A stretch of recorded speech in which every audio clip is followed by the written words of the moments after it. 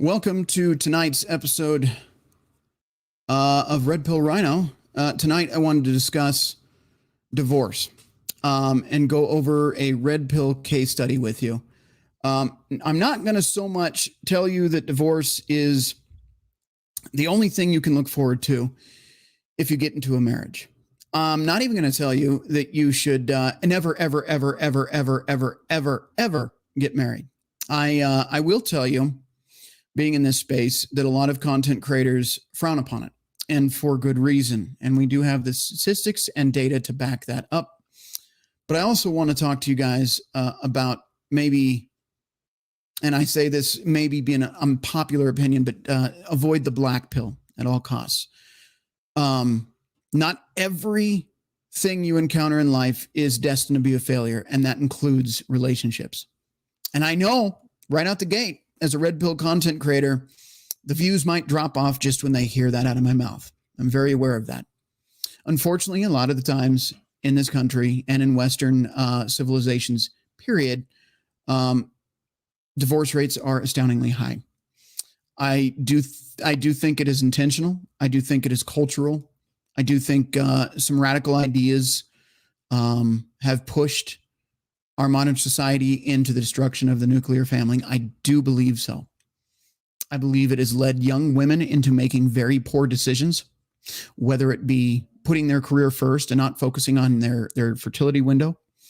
I believe that they've been sold a lie that exploiting themselves for their body and otherwise sexualizing themselves above commitment and family has screwed a lot of women up. But I also believe that men have been lied to. Men were sold a contract, a bill of goods that was completely false. And what I mean by that is a lot of men grew up with the ideals of, well, she loves me and she's different. We've all heard that. But you were supposed to get the white picket fence and the 2.5 kids. I don't know why there's a half of a child there, but you get my point. You were supposed to have the wife, the kids, the family, the dog, the house, the garage, the white picket fence, and all of that. And it was all supposed to be a Disney fairy tale, happily ever after, until death do you part. I don't believe it's turned out that way for most men. I believe most men have gone through a lot of hurt and anguish and pain. There's been a lot of, on both sides, betrayal and deceit. And I think we have our modern culture to blame for a lot of it.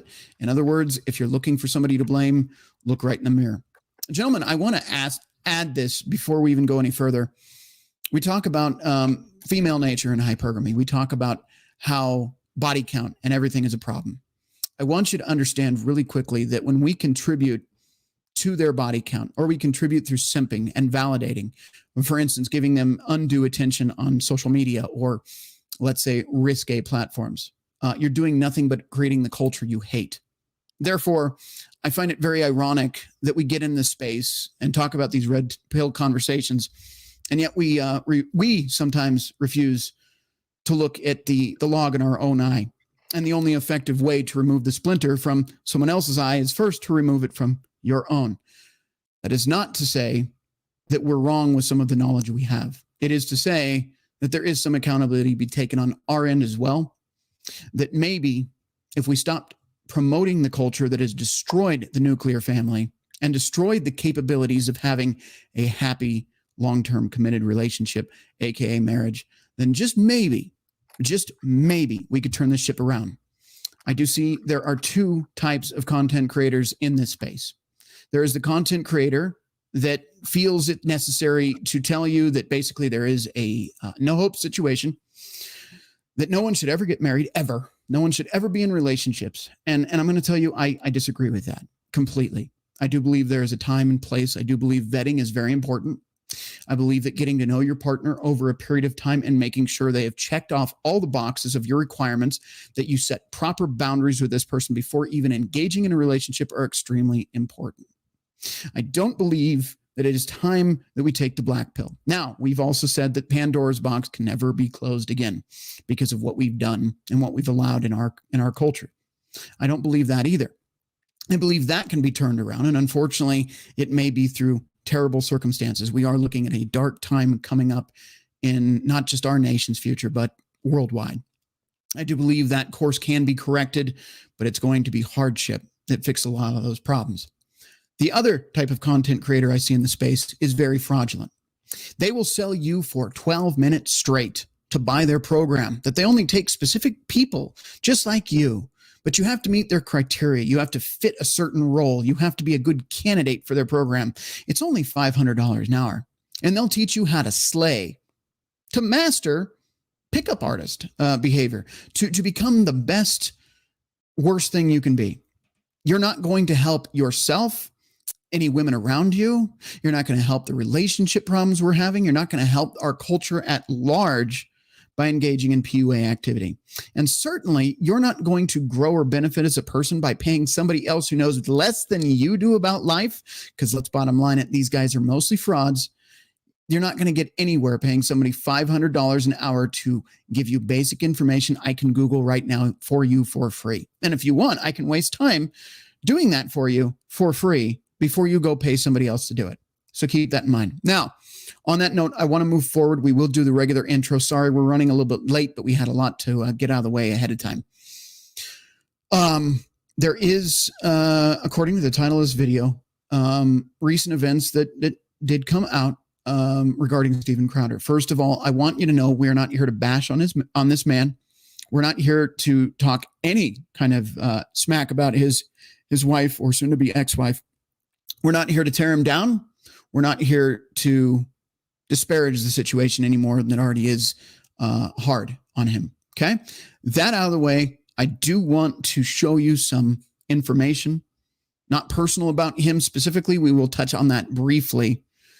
But I want to show you some information regarding his situation, what may have went wrong based on statistics and data in general in our culture. There are men and women every day, and especially the men in this space, that have suffered, that have gone through bad relationships. They've gone through cheating. They've gone through divorce. They've had custody battles. They've lost their children, but 4 days out of the month.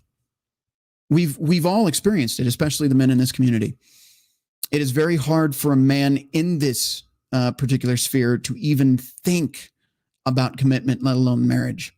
A lot of you are terrified of that. And I don't blame you, because what's the outcome? You lose half your stuff. You lose your family. You lose your home. You lose everything that mattered to you, and you're just supposed to get up and be okay with it. No, I understand the fear. But again, there is potential. There's hope to maybe turn that around. And what I want to do is get into tonight's story. I want to bring the guys on the panel before we go into this story, before we even do the countdown. And I want to do opening thoughts with the gentleman on the panel tonight. It will be a small panel. We will not be inviting any guests that didn't say they were coming on prior to the show. So we're going to keep it small. No guests tonight will be added after this panel is introduced. But I am going to open the floor to them. Again, we understand the sensitivity of this situation. We understand this is a hard process that this man is going through, that his family is going through, that his children are going through. Okay? I want to treat this with the utmost respect, but I also want to draw attention to where the problems are in our society and maybe how we can turn it around. On that note, let's welcome the panel guests tonight. Let me make sure I've got everybody in here. Okay, everybody is here. Sean, I know you came in late. This is going to be a serious show tonight, but thank you for joining, and we'll open it up. We'll start with Crusader. Let's have your opening thoughts on this one, sir. Well, being a child of a divorced couple, I intimately am experienced in what divorce can do to a family. I'm sorry to hear that there is a recent name of individuals that are dealing with this, and my sympathy goes out to all parties involved. It's not just the husband and the wife, but as been stated, it's the children, and it is the nieces, the nephews, the aunts, the uncles. All members of the family are involved in this, and my deepest sympathy goes out to all of them involved. Not to lose hope. There's still an opportunity for something positive in the future. And divorce is something that is plaguing Western society, and that is something that needs to be brought to everybody's attention, that it's not a definite, it's not a guarantee. There's still a small sliver and glimmer of hope, and hold on to that, because you may be the one that it works out for. Just you may not know when it's going to work out for you. All right. Thank you, sir. MGTOW Mando, let's have your opening thoughts. MGTOW Mando, there you go. To everyone who is currently going through a divorce or considering one, you have my sympathies. You have my prayers for what little it's worth to you, depending on your belief system. I too am a child of, or that went through a divorce situation, and I don't want to see anyone suffer through that. Hopefully, the things we go over tonight can help people to figure out if this course of action is the right one for them before they get to that point. And I hope everyone can learn from this. Thank you. All right. Sean St. George, I know you're late to the party, but I'm sure you're caught up on the topic for the night. Your thoughts, opening thoughts, sir. I definitely feel for Crowder right now. It sounded like he had tried to do it the right way, and 10 years later, it is backfiring on him. So hopefully with the resources that that you got, we can try to get an understanding about it. Mm-hmm. And kind of like what we do on most normal shows when we talk about relationships, we can understand possible warning signs where if you can spot them, you're in a marriage, maybe you need to be looking for a remedy. Absolutely. All right. Finally, I'm not sure if you wanted to make an opening statement or not, but I'm going to give the floor to you. If you want to keep it brief, that is fine, sir. But I'd like you to give you the opportunity. Jacqueline, your opening thoughts, sir. All right. Well, I'll do my best. Now, I'm not old enough to know much of this. I only have experience with divorce through observation of someone else's marriage. But I can say this with assurance that this is a tragedy, as a marriage it's supposed to be something sacred. And whether you have any political or religious stance or not, regardless of that, marriage is supposed to be the fundamental building block of a civilization. So every time one collapses and fails, regardless of the cause, it should be regarded as a tragedy. Now, whether you want to take it as far as a tragedy of one losing life or not, that is up to you, but it's a loss of a fundamental building block. It is the base unit that made this country so strong. So to see one fall out, again, regardless of the circumstances, the fact that one is falling apart as we speak is a tragedy.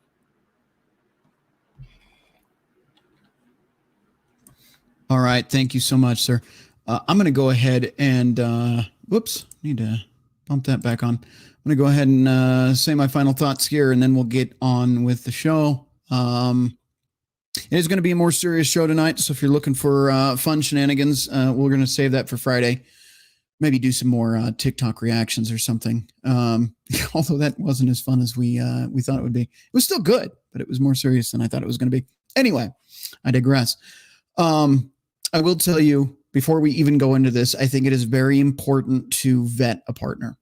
All right. I know a lot of times, especially men in the red pill space, they're eager to get their shot, their chance at bat, so to speak. Not all of you, but some of you would just, like to have the opportunity to maybe date somebody, somewhat sane. And those opportunities don't always present themselves. So when you get that opportunity, some people jump, is all I'm saying. And I think it is very important to take your time to vet that person thoroughly. If that means 6 months, if that means a year, if that means a year and a half, if it means 2 years, it's worth the rest of your life to find out now before heartache or or divorce leads to other consequences later on down the line, whether that be child custody, whether that be the increased self-deletion rate. I'll be as YouTube safe tonight because this is a serious topic. Your life may very well be dependent on it. And it doesn't just affect your life. It affects the life of that future partner. That affects the life of children you might bring into this world. It is very important that before you get into a relationship that you make those hard decisions early. It's also very important you set boundaries. Before you date somebody, you better know exactly what your expectations are in a relationship and that they know them and that you know theirs as well. Okay? A lot of people don't discuss this. They get into the relationship, it starts falling apart, and then all of a sudden you put your foot down. This is the final straw. Wrong. It's too late then. That should have been addressed in the beginning of the relationship. Now, that all being said, again, just as a way to tie this all back up in a pretty little bow, please make sure if you are out there, if you are still dating, if you haven't gone MGTOW monk, that you consider what I'm telling you tonight. Take the opportunity to take the time. If you're afraid that person is going to walk out of your life because it's taking too much time to get to know them, then they didn't belong in your life to begin with. If they're that bored that easily that they'll jump to the next person because you're taking too long to get to bat and commit to that relationship, they're not worth your time. You didn't lose anything. That would have been exposed later as a nightmare situation. Anyway, that may not apply to this situation. Just want to point that out. Please take that time if you're going to date. And if you're considering marriage, if you're considering starting a family, having children, things like that, make sure you know who you're with 100%. And again, you're never going to know everything they're thinking, but you should know their core values and they should align with yours. And if they don't, it doesn't matter how attractive they are. It's not worth it. Okay. So I think that is all I need to say for my opening thoughts. Again, my condolences to their family. I know this is hard on them. I know they wanted to keep it private, and I know certain individuals decided not to do so. We're not here again to talk a bunch of smack on that relationship. We're not here to tear anybody down in the situation. We're simply here to bring light to marriage and divorce rates in this country and maybe how to salvage some of that. So maybe some of you could actually be successful if you wanted to go down that road. And I know, again, this is red pill. We better not talk about that. Have some hope, guys. If you didn't hope for a better future, maybe a successful relationship, you wouldn't be here. There's black pill spaces. There's people that just have completely given up. You're not those people. That's not why you're here. There is maybe just a tiny bit of hope left in you. That's why we talk about this, because I want to keep you away from the toxic, the bad, the awful women that may come in your life. But I certainly don't want to tell you that you should just live your life alone. Now, if that's what you choose to do, absolutely. But you should at least have the choice, the knowledge, and the awareness to have options. That's where I'll leave it. All right, guys, we're going to get into the countdown. We'll see you on the other side.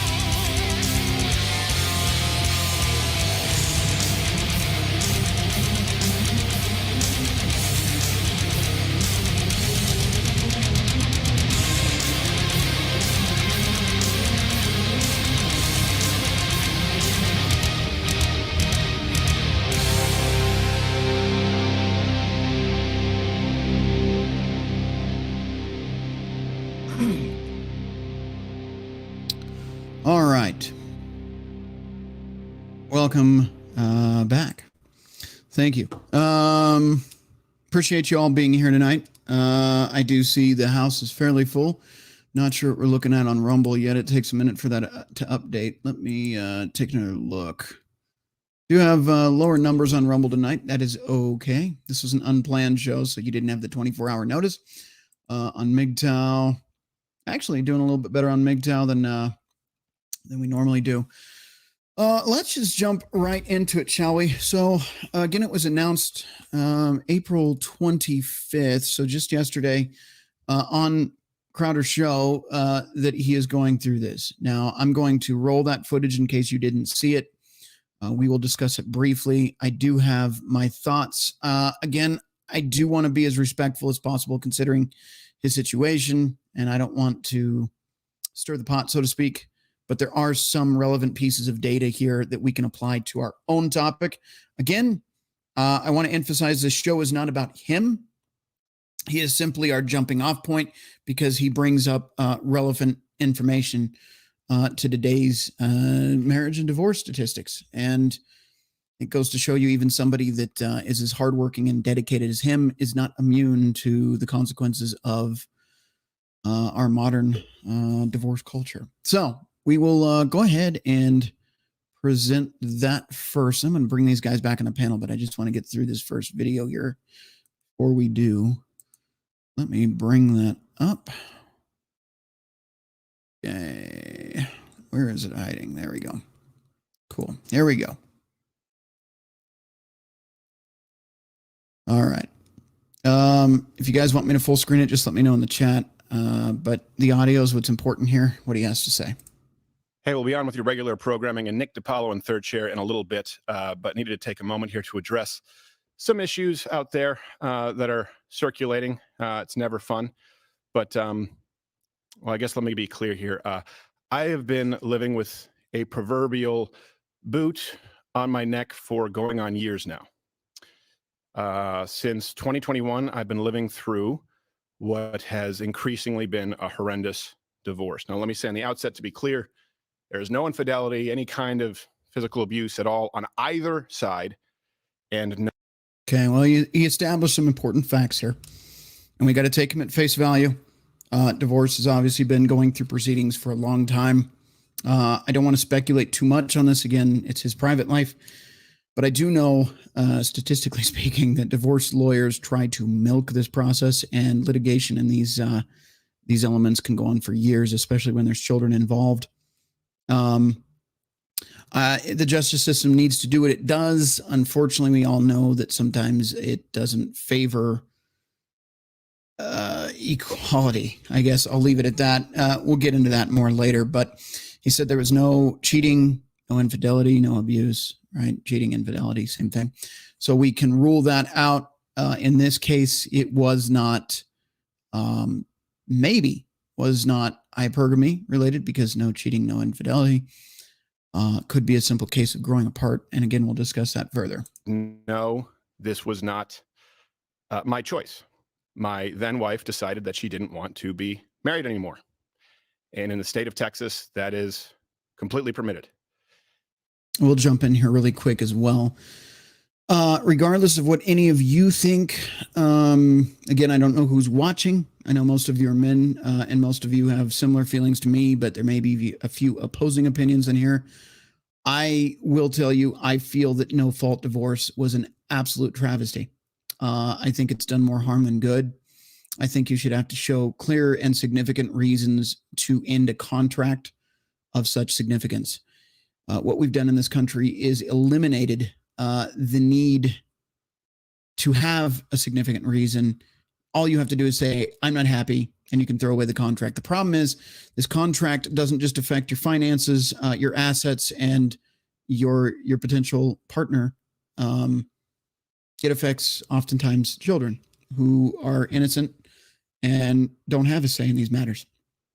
That's a big deal to me. I don't think there should be any reason to have divorce be incentivized. And I will go one step further, not that it's relevant to this, but I will also say the government handout system in this country that incentivizes marriage, or incentivizes divorce, food stamp, Section 8, welfare, WIC, all of that. A lot of these programs, these government handouts, require that the man be removed from the home. And I find that to be absolutely deplorable. So, in my opinion, no-fault divorce needs reformation. And in my opinion, again, it needs to be removed from the legal system. There should be decent grounds to go into a courtroom, say these are the issues: infidelity, abuse, substance abuse, real reasons. Okay. It shouldn't just be, I'm not happy. And I do think the government needs to stay out of the bedroom. I also think they need to stay out of trying to play father and daddy.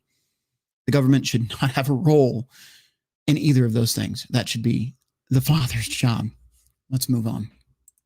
It's been the most heartbreaking experience of my life, what I consider to be my deepest personal failure. And just so you know, my opinions on parenting and families have not changed. I've always believed that children need a mom and a dad, that divorce is horrible. And I still believe that children need a mom and a dad and that divorce is horrible. But in today's legal system, my beliefs don't matter. I absolutely agree with him. And I think it's a shame he has to say that. And as a man watching this episode now, maybe share this with another friend of yours, see if he agrees with you. But as a man watching this show right now, doesn't it just feel like a kick in the balls what he just said there? As a man, your opinion in this country regarding divorce or how to properly raise a family with children doesn't matter. Doesn't matter what the man thinks in this country. The fact that Crowder, with 1.3 million, I believe last I checked. Yeah, 1.31 million. You can see it on the screen there. Subscribers, a huge audience. A man of prominence, fairly well educated. And even then, his opinion doesn't matter. Not in the family court system. He has no say. And as a man, most of you feel his pain there. You can see it in his eyes. You can see it. You can hear it in his words. It's very telling. Some things need to change. In Texas, divorce is permitted when one party wants it, period. So for well over a year, in the best interest as well as physical safety of my children, we've decided to keep this issue private and to resolve it privately with the appropriate attorneys, what have you, legal jargon. And all this, one thing I want to be really clear about is certain. True north here is that my children are blameless, completely without fault. And so we decided to resolve these issues privately as it's in their best interests, both emotionally. I also feel like he may be receiving a ton of, and no fault of his own, but a ton of indoctrination. The best interest I keep hearing coming out of him, coming out of his mouth. And I will tell you, maybe that's just his own words, it's speculation, but I will tell you, the family court system uses in the best interest of the children all the time. It never has anything to do with the best interest of the children. It's in the best interest of the court and how they can get the most money out of these situations. Also very sad. By the way, I am going to be very specific tonight that if you would like to chat with me, if you would like to chat at all with me, please move over to Rumble or to MGTOW.tv. I ask that you use a super chat. We are not going to read chats that are not super chats tonight. So if it is important and it is relevant to you, send a super chat over there. We cannot do that on YouTube yet, which is why I ask you to make the switch as soon as possible if you would like to contribute to this conversation. It's just in the interest of time, I cannot read all the chats. But I also respect your time. If you do send a super chat, I will read it. Thank you. Let's get back into this really quick. And physically to do so. Now, the other issue is, and this is something that I've kept private for likely far too long. Many other people knew about this behind the scenes. Some, not all, but some of them in positions of power, influence, leverage, knew of this. And this is where we move into kind of off topic.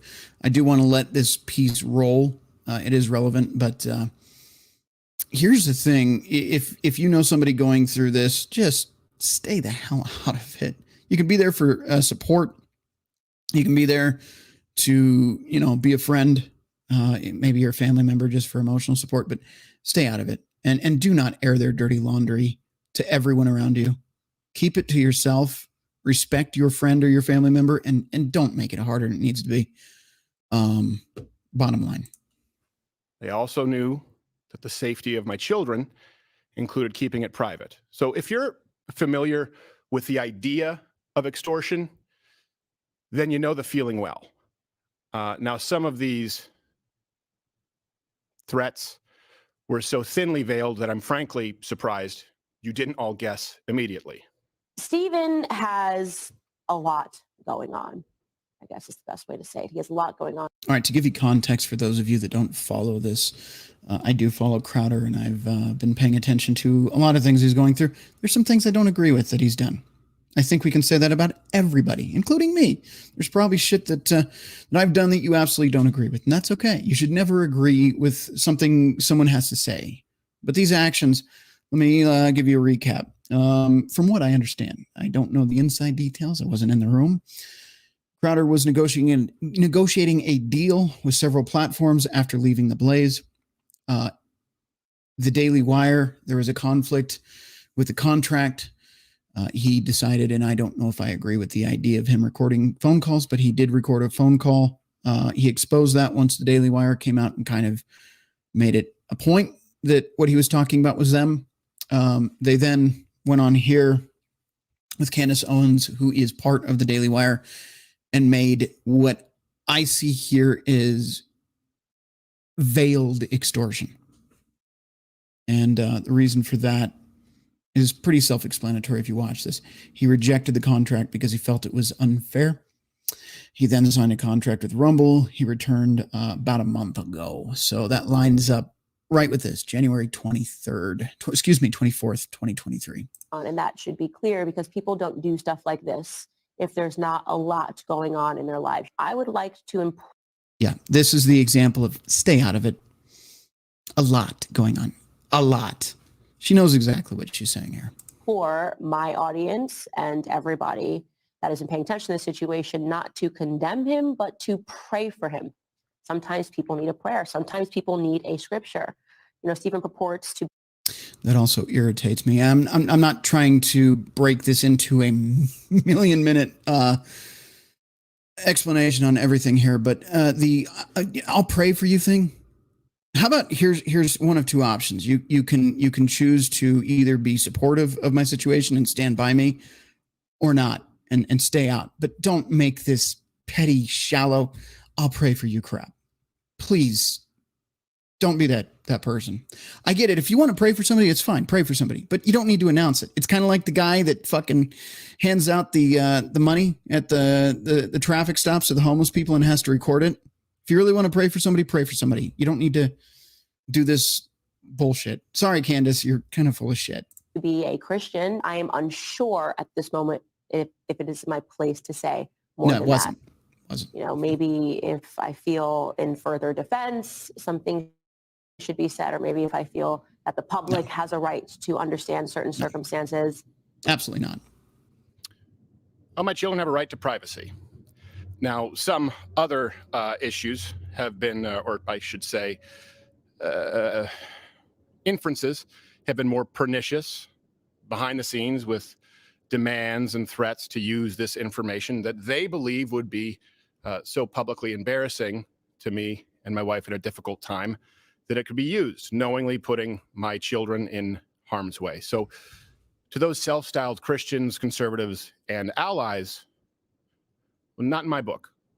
Now, if you find yourself, I don't want to get into details, so this is going to likely be the only time I have to address this or want to address this. If you're asking yourself, hey, did X person or did Y person know? The answer is likely yes, which will be made alarmingly clear as this process of discovery continues. And it also, by the way, makes me... Unfortunately, what he just said there, if I'm hearing him correctly, and maybe I'm not, but when he said process of discovery,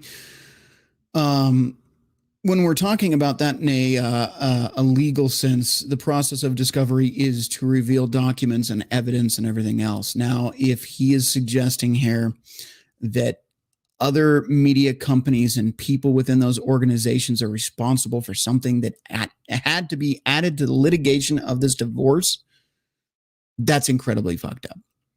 And I know that's probably getting me demonetized by using my language choice here. I don't care. We're not monetized on YouTube anyway. It's fucked up. So I'm hoping, really hoping when he says the discovery process, he's referring to just discovering the elements of the people that are backstabbing me, not the discovery process that I fear he's talking about, which is other people mingled in the safety of my children and the privacy of my personal life and my family. I really hope he's not saying that, because if so, yeah, that's pretty damn dirty. That much more appreciative of those who did know about this and, in understanding the best interests of my family, my children, kept their word and used discretion. I can't thank you enough. Sincerely, I appreciate it. Won't forget it. It's pretty simple. I loved a woman so much that I married her. Okay. Right there. If you want to rewind and listen to that again, his voice, he had to pull back. And I've watched this man for a few years now, enough to know his vocal inflections, and that was on the verge of breaking down. And I know it because I've also been there. I know that kind of pain. Been there, done that. What's sad is, again, I'm basing this on our content here in this sphere. This is, and I don't mean this disparagingly, but this is blue pill thinking. What you're about to hear is this man taking the complete and total blame for everything that went wrong in his marriage. And that breaks my heart. I know he's a strong individual. Whether I always agree with him or not is definitely up for debate right now. Ahoy, if you get what I'm saying. But I respect the man. Maybe he's made some stupid decisions in his life. Sure, we all have. But I still respect him, and I still understand that pain. And it is never always your fault. It is never that simple, especially when he says there was no infidelity, no abuse, nothing like that. It's not all your fault. Okay? To any of you that have been through this, to any of you that are going through this, it is not all your fault. It's never that simple. It takes two to tango. And while I don't know the elements of his divorce, it is unfair for him to take the entire blame for it not working out. It is also sad to see. A woman who, despite all of this, I still love as the mother of my children. And she wanted something else for her life. That's not my choice. She's. To be fair, and again, we're getting to the end of this, so I'm going to bring the guys back on the panel.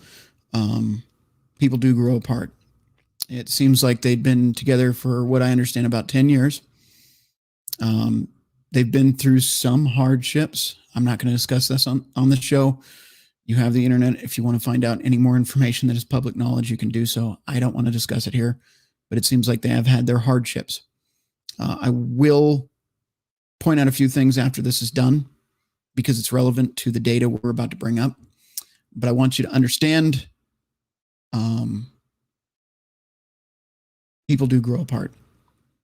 Simply wanted out, and the law says that that's how it works. Now, of course, look, I get it. There are multiple sides to every story, but one thing that is undeniable in this case is that it's no one's fault but my own in that I picked wrong, and that's certainly not the fault of my children. This, and we're about done with this, I promise you guys. I just wanted to really break this down. This, I agree with him on. He said he picked wrong.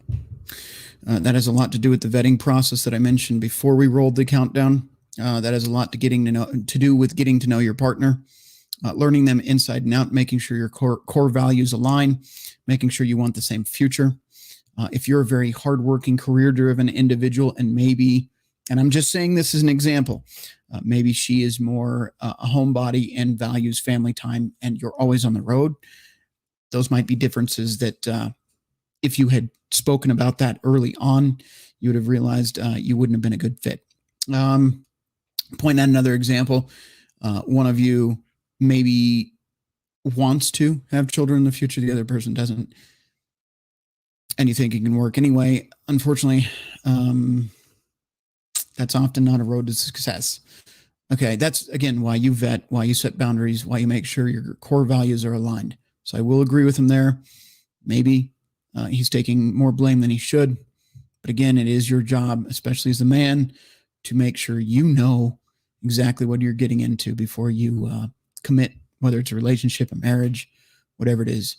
Any contract, really, you should read and make sure you agree with. And marriage is a pretty big damn contract. And I will say that what's in the best interest of my children is not internet drama, speculation, certainly not blatant or veiled shakedowns or dragging their father or mother, and I can't be clear on that enough, or their mother through the mud. And to anyone who tries it, I'm no longer going to pacify, capitulate, or sidestep because I love them a whole lot more than I love you. And I will continue to do whatever is necessary to protect my children. Discussing the divorce any further on social media or on this show or in any public space is not what's best for them. I'll be handling this through the proper legal avenues and channels available as a matter of record in which I have more than full confidence. So I'd ask that you understand the need. As he should, which is why we're not going to touch on any more personal details. I understand how he feels, and he's absolutely justified in feeling that way. For and respect our privacy in what is obviously a pretty tough time. And I hope that none of this has to go any further than that. There you go. All right, we'll close that out really quick. I might just leave it there. We might just put those other two on the chopping block. Just out of respect for him, let me bring the guys back on the panel. I'm sure they've been dying to speak. This went on a little bit longer than I thought, but I want to break down this video pretty concisely and make sure that I handled it appropriately. I will say, and this is all I'm going to say, is that they were very close in age. They had been dating about 10 years. They're actually exactly my age. And I will tell you, just from experience, sometimes, things just don't work out. People do grow apart. And that's kind of where I'm going to leave it. I thought about maybe mentioning some more details, but I think I'm going to leave it there and let them deal with that process, which is a bear. There, I watched my language there to deal with. Okay, not fun for anyone, not fun for you, not fun for him. It's a shitty situation. Anyway, back to the panel. Let's bring these guys back in.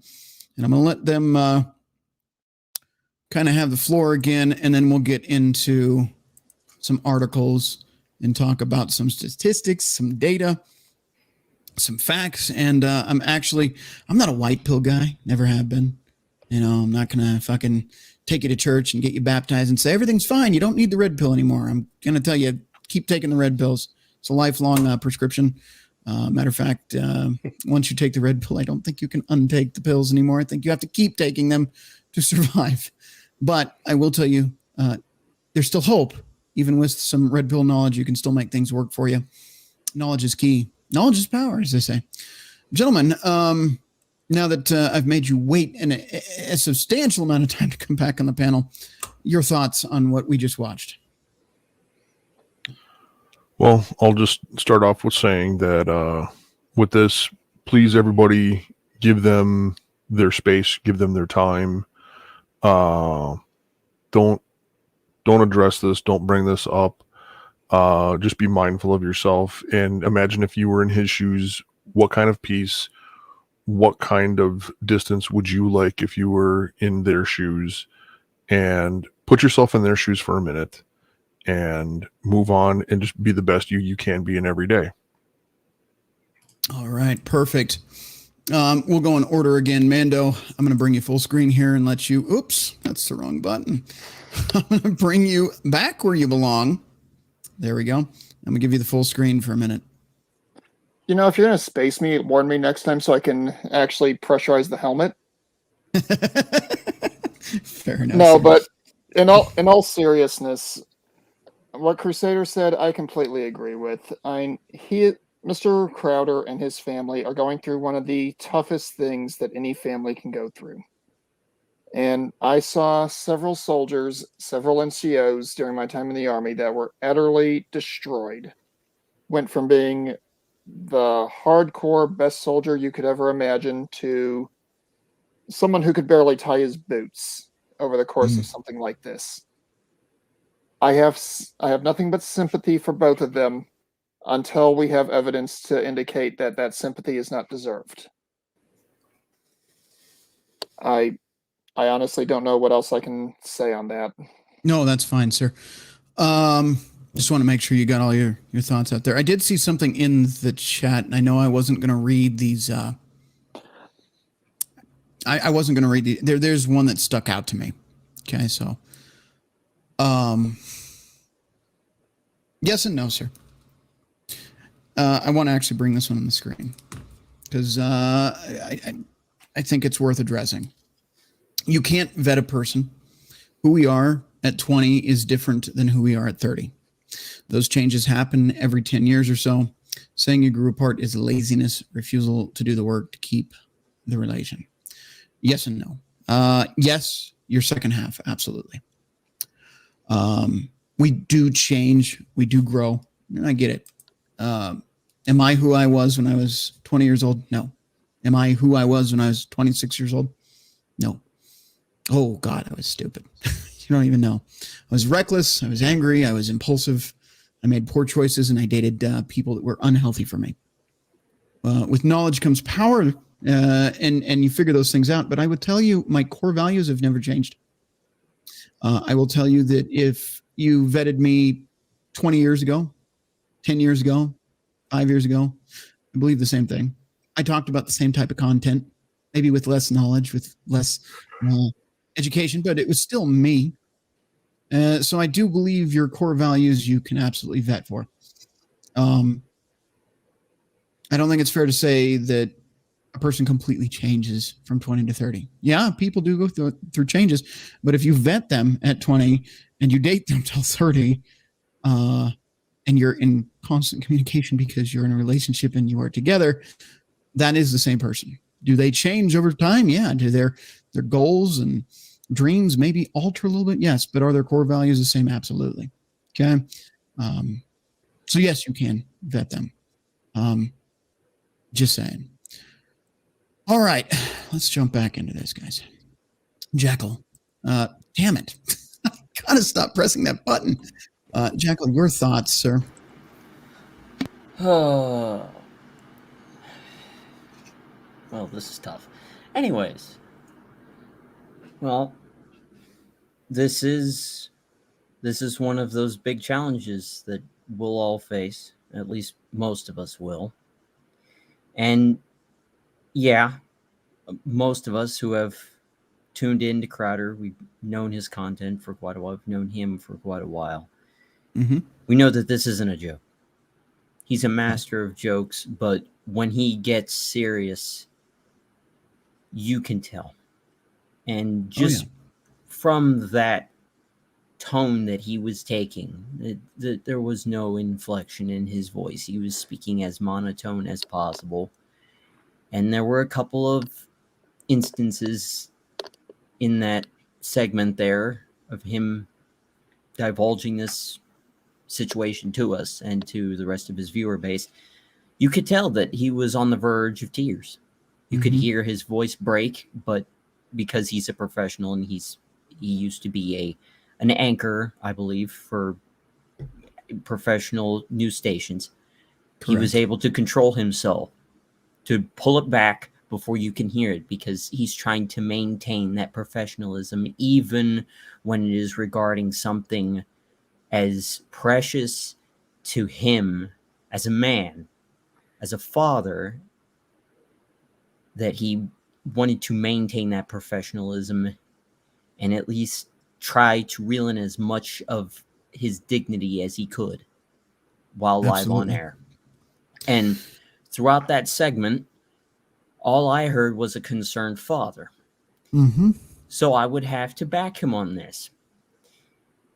I would not, if I was independently creating my own content, as Rhino has been trying to push me to do for almost a year now, I wouldn't even touch this. I wouldn't even make a video on this. I wouldn't even bring it up because I have been a subscriber to his content and a member of Mug Club for quite a while, and I respect the man. Yeah. He's got more balls to talk about what needs to be done than I ever will. I can tell you that much with certainty. So I give him that respect and leave this personal bout completely untouched. I'll let him and his family deal with it. There you go. Sean, let's have your thoughts, and then we're going to roll into these articles.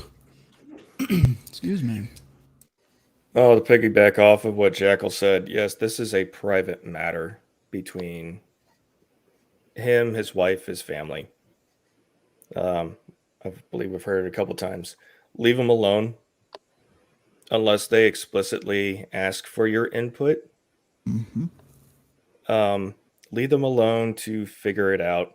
He's been dealing with this for, nearly 2 years? Yeah.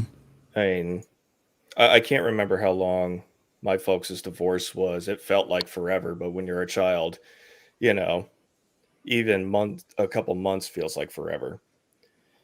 But imagine how he's been feeling with it. And I haven't been a very big, I guess you could say devout viewer, but his content's just way too long for me to get every day. Yet you come here. Yeah. You know what? I get to talk with you guys. It's a little different between the viewer and being able to speak with you guys about it. But fair enough. I had not heard about this at all. This kind of surprised me. But I also do know that Candace has a very malicious opinion of Crowder. You could see it when when Crowder broke the story about the DW contracts and Candace Owens was on Timcast that night or the very next night. She only held back due to Tim's kind of code of conduct on air, or YouTube's code of conduct. Yeah, those two have something that is malicious about it, and I don't think Candace is handling it very well at all. I think she's going to lose face. I would agree. I don't think she's the only one involved here, but again, that's speculation, so we'll stay out of it. But again, to the audience, thank you so much for watching. I will be watching for your super chats if you decide to send them. If not, that is completely okay. Just for the time constraints we have here, and this first little introduction here and walking through that video was a little bit longer than I thought. You guys call it waffling if I want. I think this is an important topic, which is why I spent the extra time on it tonight. So, but if you do send a chat, I will read it. And I thank you for your support and staying tuned because we're about to get into the heavy shit stuff. Heavy stuff now. Heavy shit now. Pick one. There we go. We have got, I guess for the rest of us, I could just share the whole screen to make it a little easier. Let's do that. See if I can get it working. There we go. And we'll take a quick break here in a minute. But let's get through this first one. Okay. If you guys are watching on the phone, I know it's a little bit harder to see. If you're watching on TV, it's definitely easier. But here we go. The first one is data from the National Marriage and Divorce Rate Trends from 2000 to 2021, which is obviously a 21-year window. For those of you that don't like math, number of marriages, 1,985 and 72. Okay. Marriage rate, 6 per 1,000 total population. That is where, when you hear people like Pop and Blake over at redonkulous.com talk about 6 in 1,000 men are getting married, there's your marriage rate right there. Number of divorces, 689,308. Okay. Of 45 reporting states. So not all 50. Divorce rate, 2.5 per 1,000 population of the 45 states. Okay. That was a short and easy one. Just gives you some idea of what we're looking at here. Moving right along. the statistics for 2022. What is the divorce rate in the U.S.? According to the U.S. Census Bureau, the divorce rate in the United States was 3.2 per 1,000 population in 2019, down from 3.6 per 1,000 population in 2018. This means that approximately 827,261 divorces were recorded in 2019, with a total number of divorces since 2000 topping 8.3 million. Oh, and there's some scary data out there, like every couple minutes somebody's filing for divorce in this country, and that's sad enough in itself. What percentage of marriages end in divorce? According to the American Psychological Association, approximately 40 to 50% of first-time marriages end in divorce. The divorce rate for second marriages is even higher, with approximately 60 to 67 of second marriages ending in divorce. All right. How many marriages end in divorce? According to the U.S. Census Bureau, there were 2,245,404 marriages in 2019 and 827,261 divorces, which means approximately 37% of marriages end in divorce. Those numbers seem to be a little bit higher from other data I've seen, but that's still bad enough. What is the current divorce rate? The current divorce rate in the United States is 3.2 per 1,000 population, according to the U.S. Census Bureau. Who is getting divorced? When and why? The divorce rate in the United States is the highest among adults 25 to 39, the danger zone, you might say, with the majority of divorces occurring at the end of the first 5 years of marriage. The most common reasons for divorce are communication issues, infidelity, and financial problems, amongst other things. We will touch on that as well. Median duration of first marriages that end in divorce. According to the Centers for Disease Control and Prevention, the median duration of first marriages that end in divorce is 8 years. Okay. 8 years. And again, Pop talks about this. He has some specific, I wish I remember the names, but he has some specific data on the, it's like the 7-year, the 14-year, and so forth and so on. I do recommend that you go over to redonkulous.com. There's links to all those channels over there. I am going to plug those guys. I have a lot of respect for them. I've co-hosted for them. They've been doing this for a lot longer than me. And quite frankly, they're the reason I'm here. So redonkulous.com, please go subscribe to them. Go check out their videos on marriage. Just type marriage in one of their Rumble, YouTube, Odyssey, MGTOW, everywhere. I think they're even on Minds. But find their videos on that. They'll go into the specifics on that. U.S. divorce rate by occupation. Divorce. Well, you know what? I think we can get to some of that in our next article, but let's look at military divorce here. Divorce is more common among military personnel than it is among civilians. According to the U.S. Department of Defense, the divorce rate for active duty members of the military was 3.7 in 2018, down from 3.9 in 2017. And then this goes into other things, same-sex divorce rates, which it doesn't really apply here in what we're talking about at all. So I'm not interested in that. Why people are divorcing, kind of touched on that, communication, infidelity, financial problems. One of the number one reasons is actually I'm not happy. I'm surprised I didn't cover that here. When I've told you that in the past, that the number one reason for divorce for women who file 80% of the time-ish, that number maybe changed a little bit when we look in that set of data, but 80%-ish, I'm not happy is the number one reason. And I'll explain that in our next article here. What makes people more or less likely to divorce? Several factors can make people less likely to divorce. These include age at the time of marriage.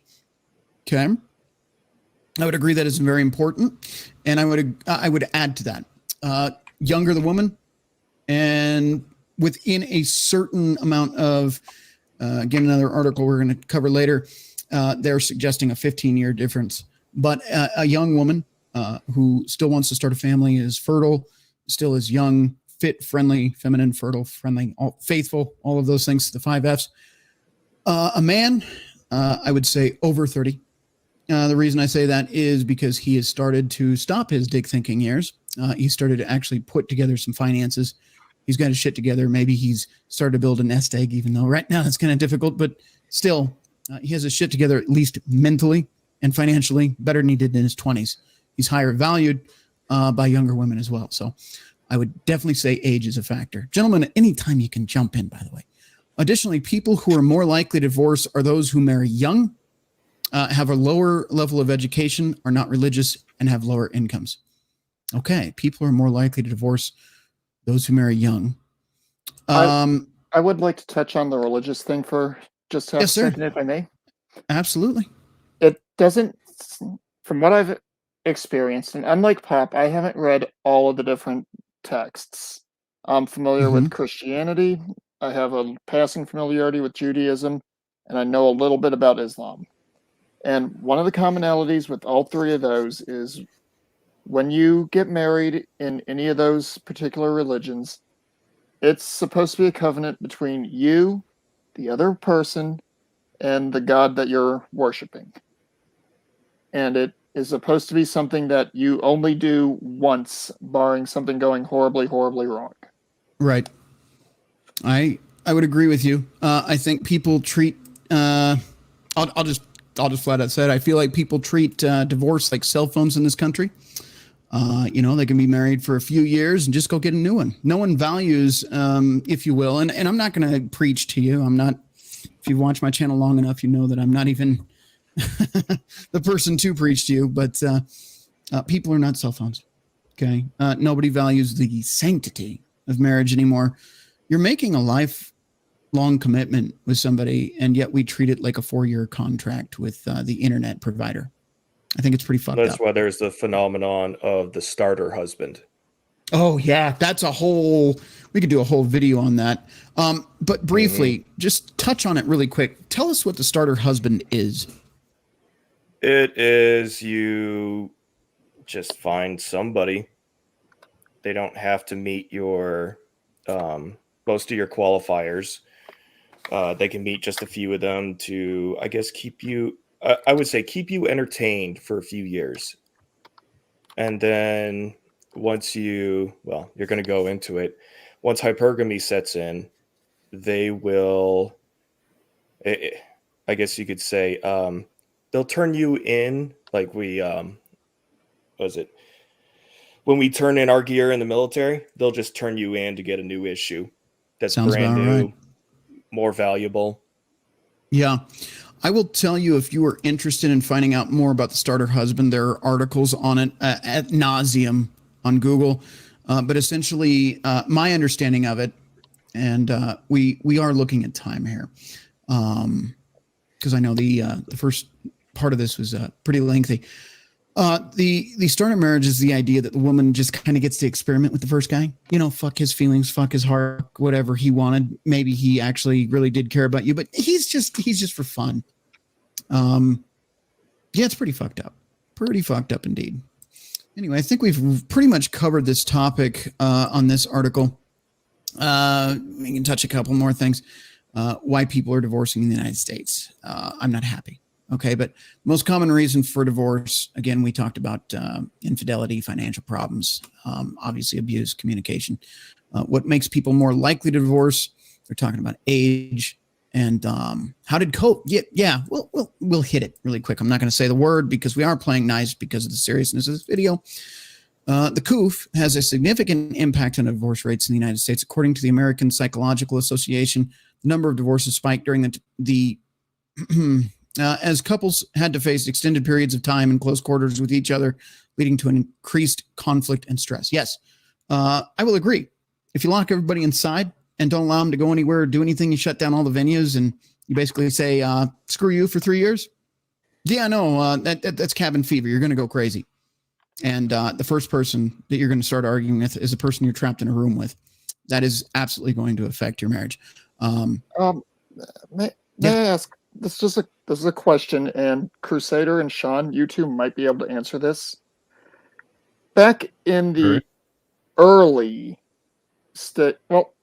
let's just say in the 16 to 1700s, weren't there regularly times where married couples were locked together in the same enclosed space for significant periods of time where they had no escape from each other?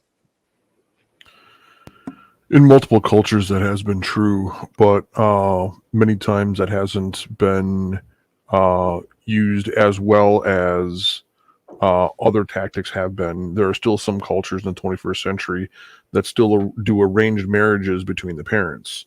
So this is something more common in Western society, but what the soon-to-be husband and wife were actually kind of put away for a while to kind of hammer out the differences and see if there were any breaking points between the two. Very similar with the arranged marriages, where you would have the parents actually looking to pair up their children with someone who they saw would be a better fit for their kid, and gatekeeping and screening people prior to the arrangement.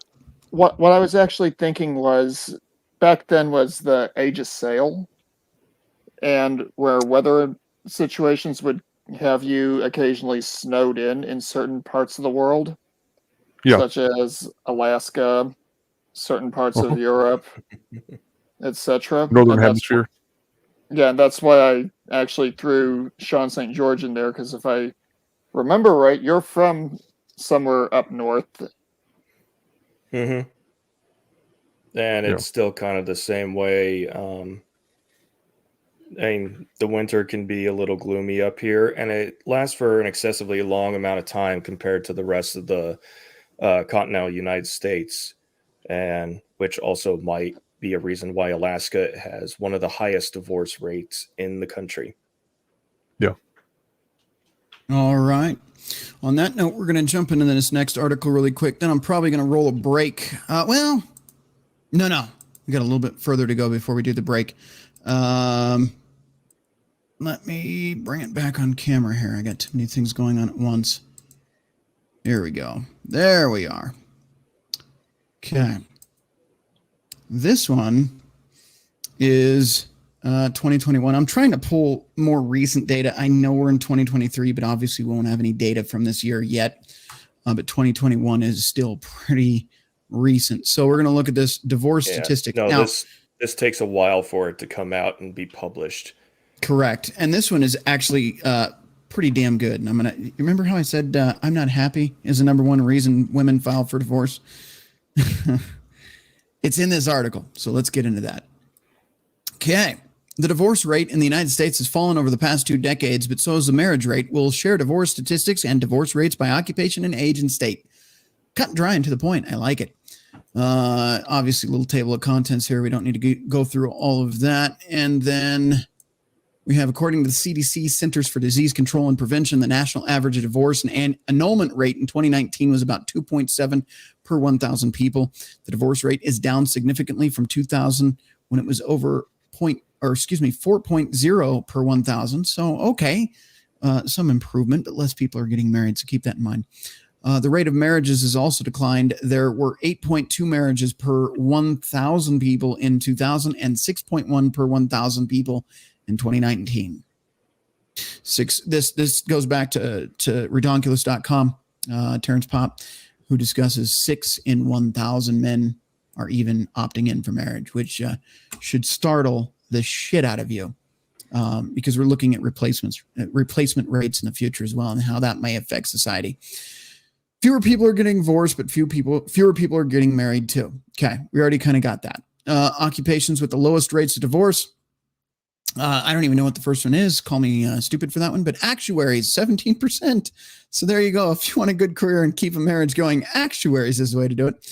Physical scientists versus emotional scientists. That's number 2. 3, medical scientists and life scientists. Okay, so science is great for keeping a marriage going. So it's all about that. I just looked up actuaries. They analyze financial costs of risk and uncertainty. Okay. That makes sense. So what We're already ahead of the curve. So what I'm noticing with these top 5s Mm-hmm. is these are individuals that deal with numbers on the regular basis, deal with research on the regular basis. Sure. And in at least one of the cases, do cost-benefit analysis for their day-to-day job. Yes. Until we get to number 4. Clergy get 19% chance of divorce. Software developers, well, those guys are always fucking at home usually, unless, well, it depends. I've known a lot of guys that are software developers that actually work from home. I suppose if you're in the gaming industry or something like that, like, video games, you might be in an office or something. Depends on the contract. Depends on what you're doing.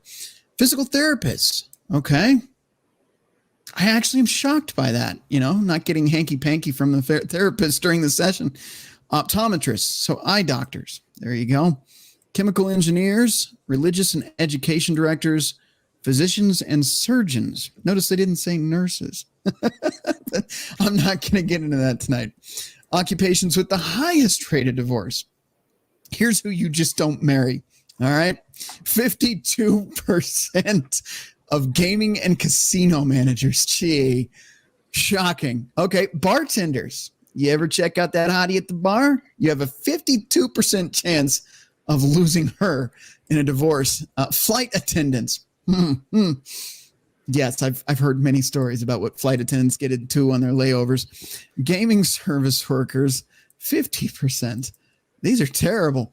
I don't know what this one is. Rolling machine setters, 50%. So I don't know what they do, but promiscuous and spicy. Switchboard operators. Do we even have those anymore? Yes. No shit. There are some companies that have telephone operators and they refer to them as switchboards. Okay, fair enough. Extruding machine operators, 49.6%. Interesting. Telemarketers. Who the fuck wants to marry a telemarketer? 49% chance, and I'm not shocked. I couldn't deal with one on the phone, let alone a marriage. Oh, that's good shit. Textile knitting operators at 48%, and compacting machine operators, 48%.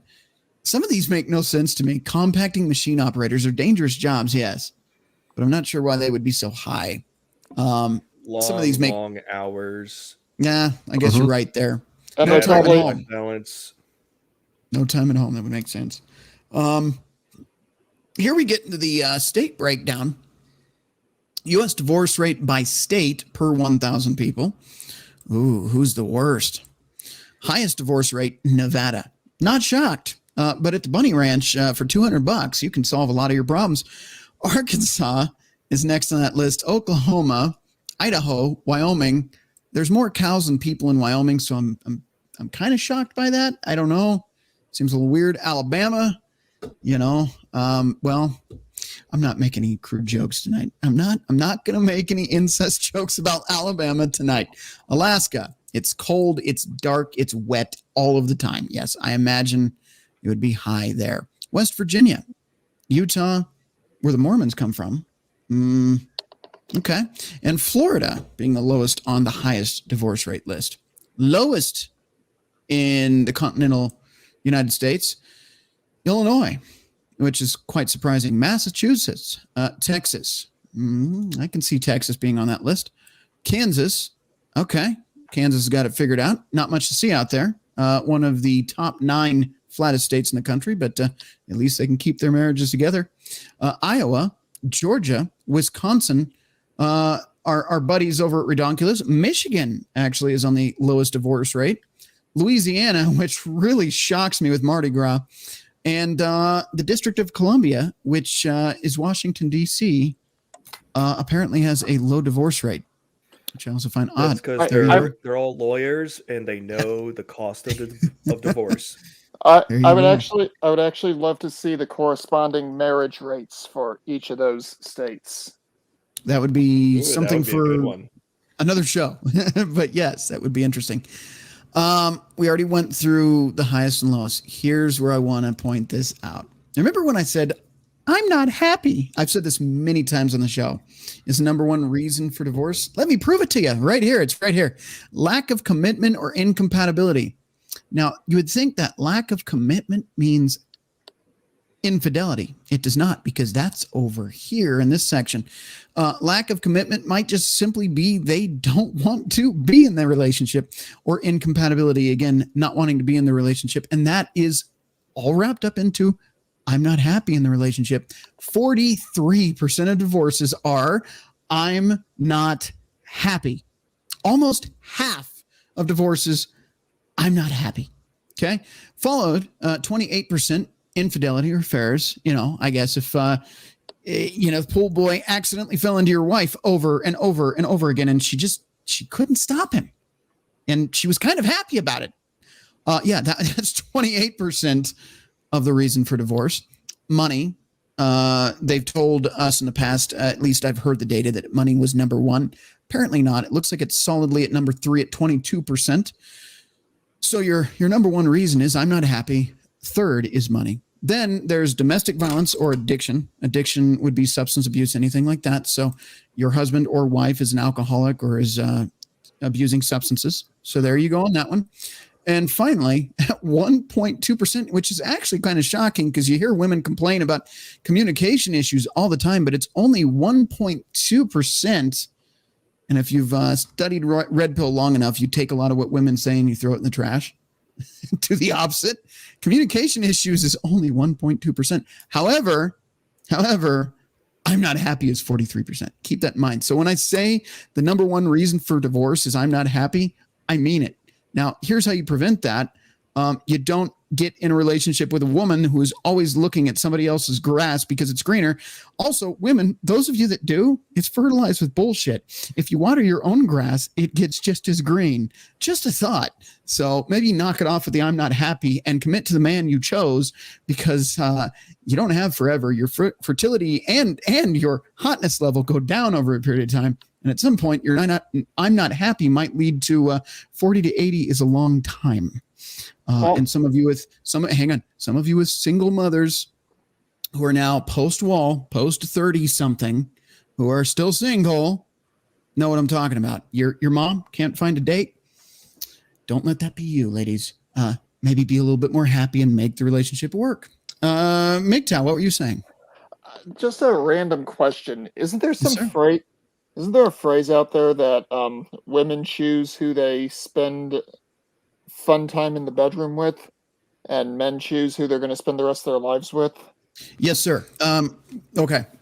Women, if you're ready to argue in the chat, bring it on, because I'm ready. Women choose who they get to have sex with. Women are the gatekeepers of sexual access. They always will be. You drop your panties for Chad, Pookie, Ray, Tyrone, Jorge. Did I miss anything? I'm probably missing a few cultures. I'm trying to be kind to everyone here tonight. But you choose who you have sex with. Bottom line. I've heard the argument all the time. Well, no, that's not true. And women, you're delusional. You think men are just going out and sleeping with everybody. Men have very little interaction in their inboxes, I guarantee you, whereas you've got thousands of guys in your inbox. You decide who you sleep with. As a matter of fact, here's a test. You go to the bar, a guy approaches you, another guy approaches you, another guy approaches you. Let's just say 5 or 10 approach you at the bar. You can take any one of them home that night, right there. You can be on your back and doing the freaky shit anytime you want. A man goes to the bar. He's got to source if he chooses to. And he may get lucky if he talks to 1 or 2, 3 that are even vaguely interested out of the 100 or so in the room. And his chances of actually being with any of them is very, very low. Here's the fun part, though. While women do control access to the bedroom and the fun stuff and the freaky, men control access to commitment. So you can be as promiscuous and freaky and sexual as you want, ladies, but a man determines whether he's going to spend his life with you. Give you access to commitment, long-term and faithful commitment. And what I mean by that is a man gives up a lot to be committed to you. Biologically speaking, a man is programmed to spread seed. From the time he hits puberty till the time he dies, he's capable of having children. So it's in his best vested interest to have as many women as possible. Again, biology, facts don't care about your feelings, ladies. And I know you've appropriated that and gone, well, equality, we can be like men.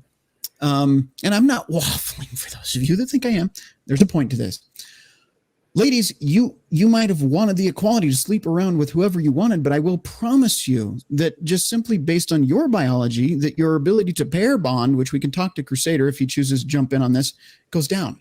Over 5 sexual partners, the chances of you being able to even commit faithfully to one man for the rest of your life is almost fucking zero. Okay, and that should tell you something. If you want a long-term committed relationship, a happy marriage, and a long-term wonderful family with the white picket fence and everything, keep your body count low. Don't try to be like men because you think equality and feminism and all that lie that was sold to you is going to work. I know a lot of the women around you are stacking bodies. Some of them are 50 plus before they're 25. Don't be that woman, because I promise you that leads to a lifetime of solitude, unhappiness, depression, and box wine and Catland. I don't have that video, but you can find that on redonkulous.com as well. Crusader, would you back me on that? We're going to get in the next articles here, but I want to hear your thoughts on that, sir. Well, when it comes to pair bonding in situations like that, whether it is a matter of social equality and whether it is if one can do it, the other can do it, no, that's not the way that it works. Unfortunately, there's evolutionary biology behind that. When you get into cases where somebody has had more, when a woman has had more than 5 partners, it basically drops down her percentages of being able to pair bond, which will lead to the quote unquote, I'm not happy. It leaves her chances of a successful marriage or relationship below 5%. So you're in the low single digit percentages on that, just on that alone. So if she's out there doing what, the feral girl summer, so to speak, that's just going to do nothing but set her up for failure for a long-term relationship in the future. There you go. All right, we are going to jump into the next article, but I do want to cap that one off because it really bothers me. Modern society has lied to you, ladies, and made you think that you can be strong, independent career women, take the cock carousel, rack it up to 50 fucking bodies before you're even 28 years old, and then decide, I need to settle down and I need a real man. No, you fucked that up. Sorry. Actions have consequences, and you weren't designed for that. Men were biologically. Doesn't mean they should. Doesn't mean it's good for them either. STDs are still a real thing as far as I'm concerned. Oh, and so is slipping one by the goalie and getting a bunch of women pregnant. So maybe it's not advisable for you men either. But ladies, definitely, if you're looking for a long-term, happy, committed relationship, over 5 bodies, you've already fucked up. And if that's harsh for you to hear, I'm sorry, but you ran out the clock. It's overtime, and you better throw a Hail Mary, because otherwise, game over. You lose. All right, let's move on. I think there was I got an addition to that. Yes, sir, absolutely. So these ladies who are doing all that, they want, by the time they realize, oh, it's time to settle down, get a relationship, they're seeking higher value men. And unfortunately, those higher value men are well aware of the impacts of pair bonding. Yep. So they may keep you as a side piece. Yep. They may, mess around with you, but they will not give you their last name. You are so fucking correct, sir. Ladies, you want a high value man. What he's saying, I'm going to just add to it. You like high value men, men with lots of money. Maybe they got the Bentley. That's a little too high value for me. But a new car that runs well. Maybe we can settle for that, ladies. Be realistic. Jesus Christ. He doesn't have to have the mansion with 5 fucking, golden toilets for you, but maybe a decent home where you can actually raise a family. Okay. But some of you have unrealistic expectations. He's got to make over $100 grand a year. Do you know the median income in this country of the middle the middle wage earners is $42,000 a year? And you're looking for a man. What the hell? There is the female delusion calculator, which I don't have time to pull up here, but you're looking, anybody that's looking for a man over 100K is under 1% of the United States population of eligible men that are not obese, that are not married, unless you want to share a man. Then maybe you have a chance. Less than 1%. So good luck. But let's be realistic, ladies. Adding to his point, if you're looking for a high value man, somebody at least has their shit together, maybe can pay his bills, keep a roof over his head, and would be a good provider, protector for you. You can't be Lady and the Tramp, all right? Maybe I said that too politely. You can't be a whore, all right? No man wants that. Maybe a low value man, maybe fucking, again, Pookie and Chad and Tyrone at the club. Maybe they'll take you home for a night, but even I think they would pass on marrying you with your 3 kids from 3 baby daddies and your 50 plus body count. I think they'll pass. Bottom line. Okay. And I am speaking to ladies. Maybe only 3 of you ever watched this show ever, but I think it's important that if you want commitment, especially from a high value man, you have to be more than, and here's the point, more than the table. What do you offer to the relationship? If your list isn't as long as what you're looking for in a man, you fucked up. Bottom line. And if you wouldn't want to date you as a man, if you think about it critically, you also fucked up. All right, let's move on. But yes, thank you, Sean. That was an excellent add-on. All right, here we have, and we'll go to break here shortly, I said, but I did want to kind of move into the next topic before the break. 80% of women don't initiate divorces. It's a lot more complex than that. All right, we haven't heard this before. We've heard the 80% of divorces are initiated by women. So let's challenge that. Okay, a popular statistic that gets thrown around is that 80% of women initiate divorces. The figure appears to have come from Michael Rosenfield's study, Who Wants to Break Up? A gender and breakup in heterosexual couples, and the majority of those who use the figure link it as their source. Okay. However, it should be noted that the study, which looks at a few thousand divorces in the U.S., actually found that in 69% of cases, the woman was the one who did the petitioning for it.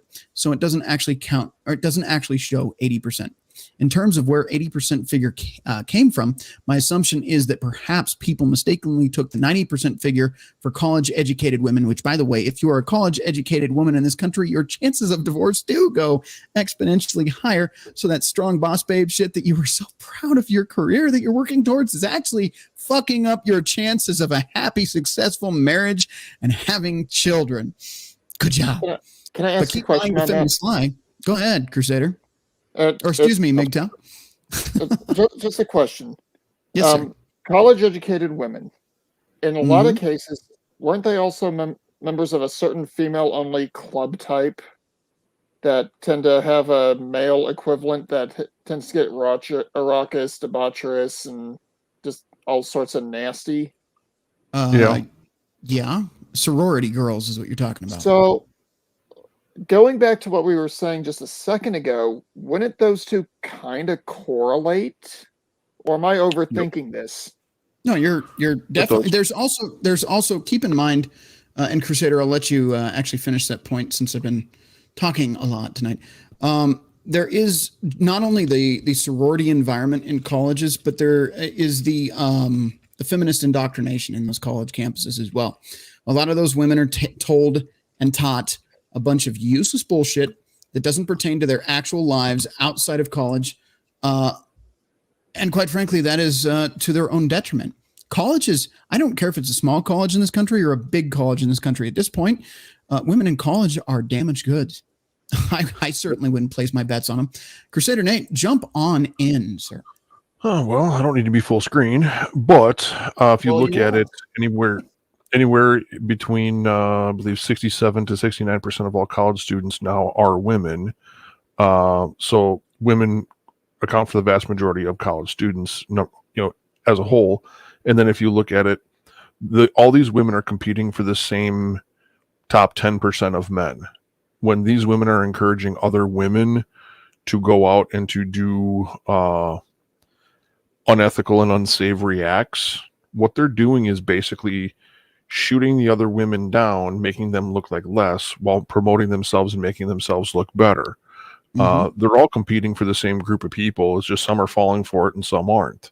So that is an underlying factor in what's going on in a lot of these universities, that people are partying more and learning less.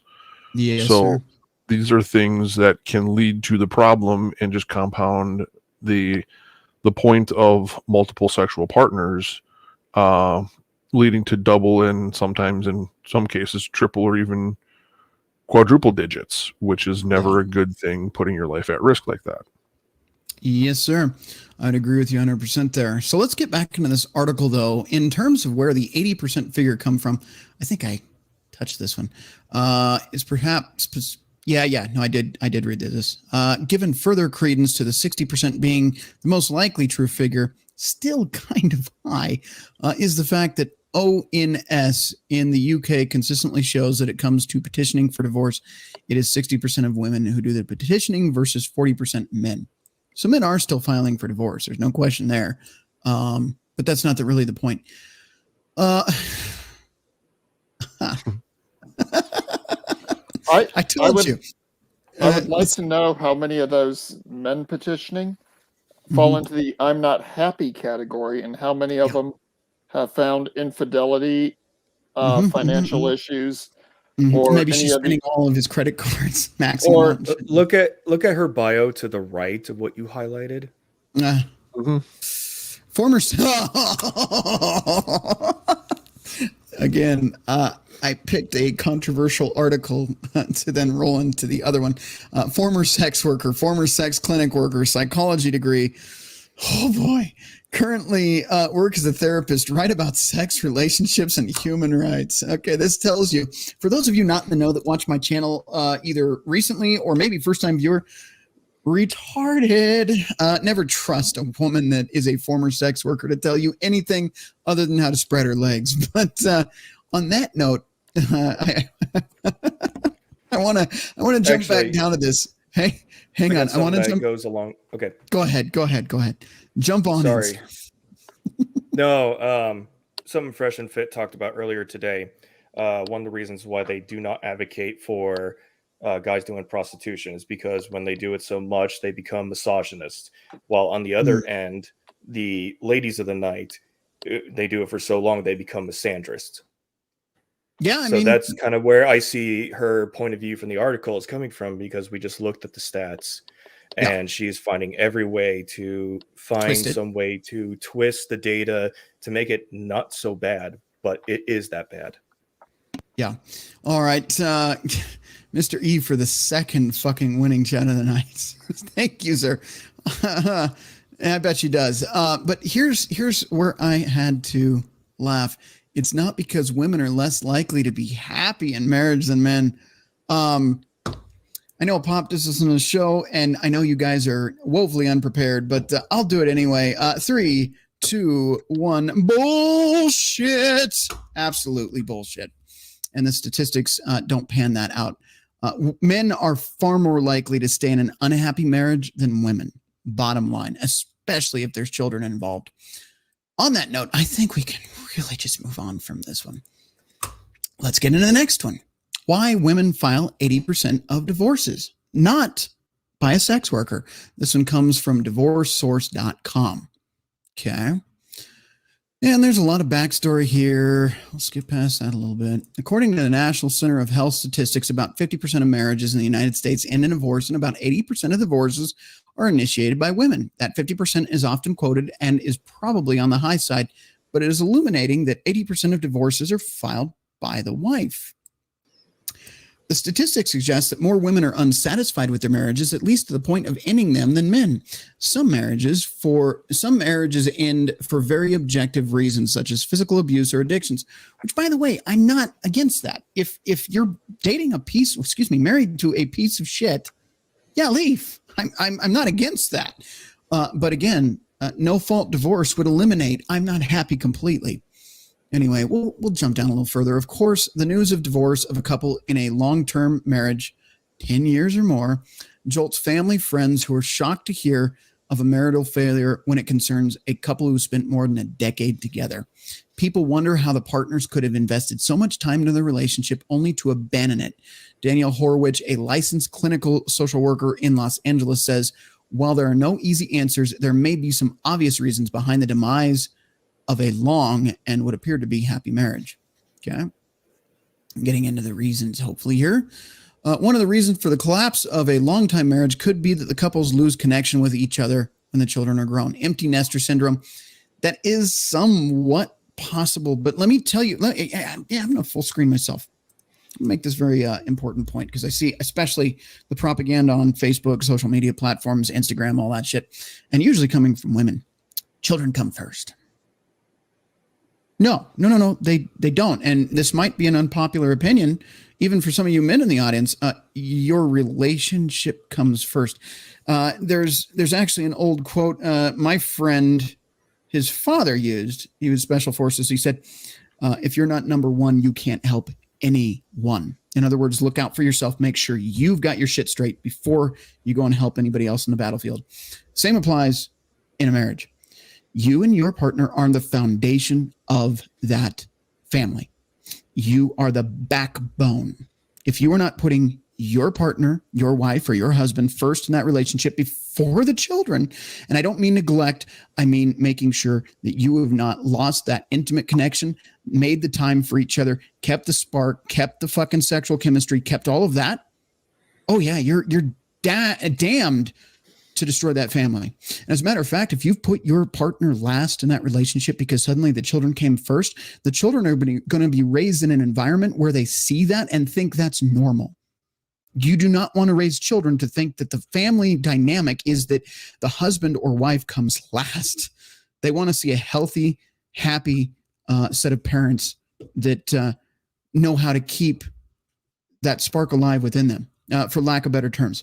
So again, I want to point out, and again, I might be unpopular for this. You come first. You and your partner first. Children second. Okay. Also, just again, my personal opinion, children are not your friends.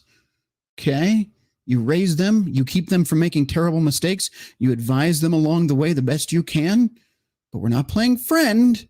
Maybe when they're older, maybe when they're adults, we can be more on the friend side of things, right? But we are parents first. Okay, that's a big deal. And I think a lot of people get that backwards, especially single mothers. They think they can just be friends with their children and it all turns out okay. No, statistics do not bear that out very well either. 85% of inmates attest from coming from single mother households. Most mothers do not discipline or treat their children as they need to be responsible and raise those children and have discipline and boundaries. Most of single mothers just do not do that, which is why it's important to have a father in the home. Anyway, getting back on point here. Several years ago, a Pennsylvania college professor whose marriage has been sinking found himself on the way to divorce when his wife asked him if he wanted to divorce. I don't care, he replied. She filed shortly after. Yikes. A life-threatening illness or injury sometimes collects the mind in the realization that life is short, too precious to live in a dead, lonely marriage. At 50, men and women realize there is now more yesterdays than tomorrows. Again, make good decisions. If you don't see yourself with this person in 30 years, don't marry this person. Jesus Christ. And I get people grow apart. I get people change as they get older, but for fuck's sake, this is an excuse, is what I'm saying is, well, I'm older and I ain't getting younger. I better go see if the pastures are greener. Again, it's green where you water it. It's not green somewhere else. It's fertilized with bullshit, as I've said before.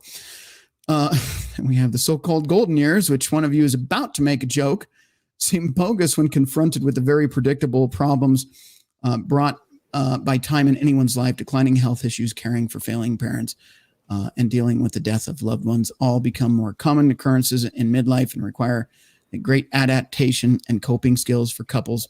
When a couple doesn't have the coping skills necessary to make it through a major traumatic event, it could lead to a breakdown between the two of them. One thing I will point out that is absolutely true, the death of a child or the death of a loved one in a family sometimes can break a marriage, especially if it's the death of a child.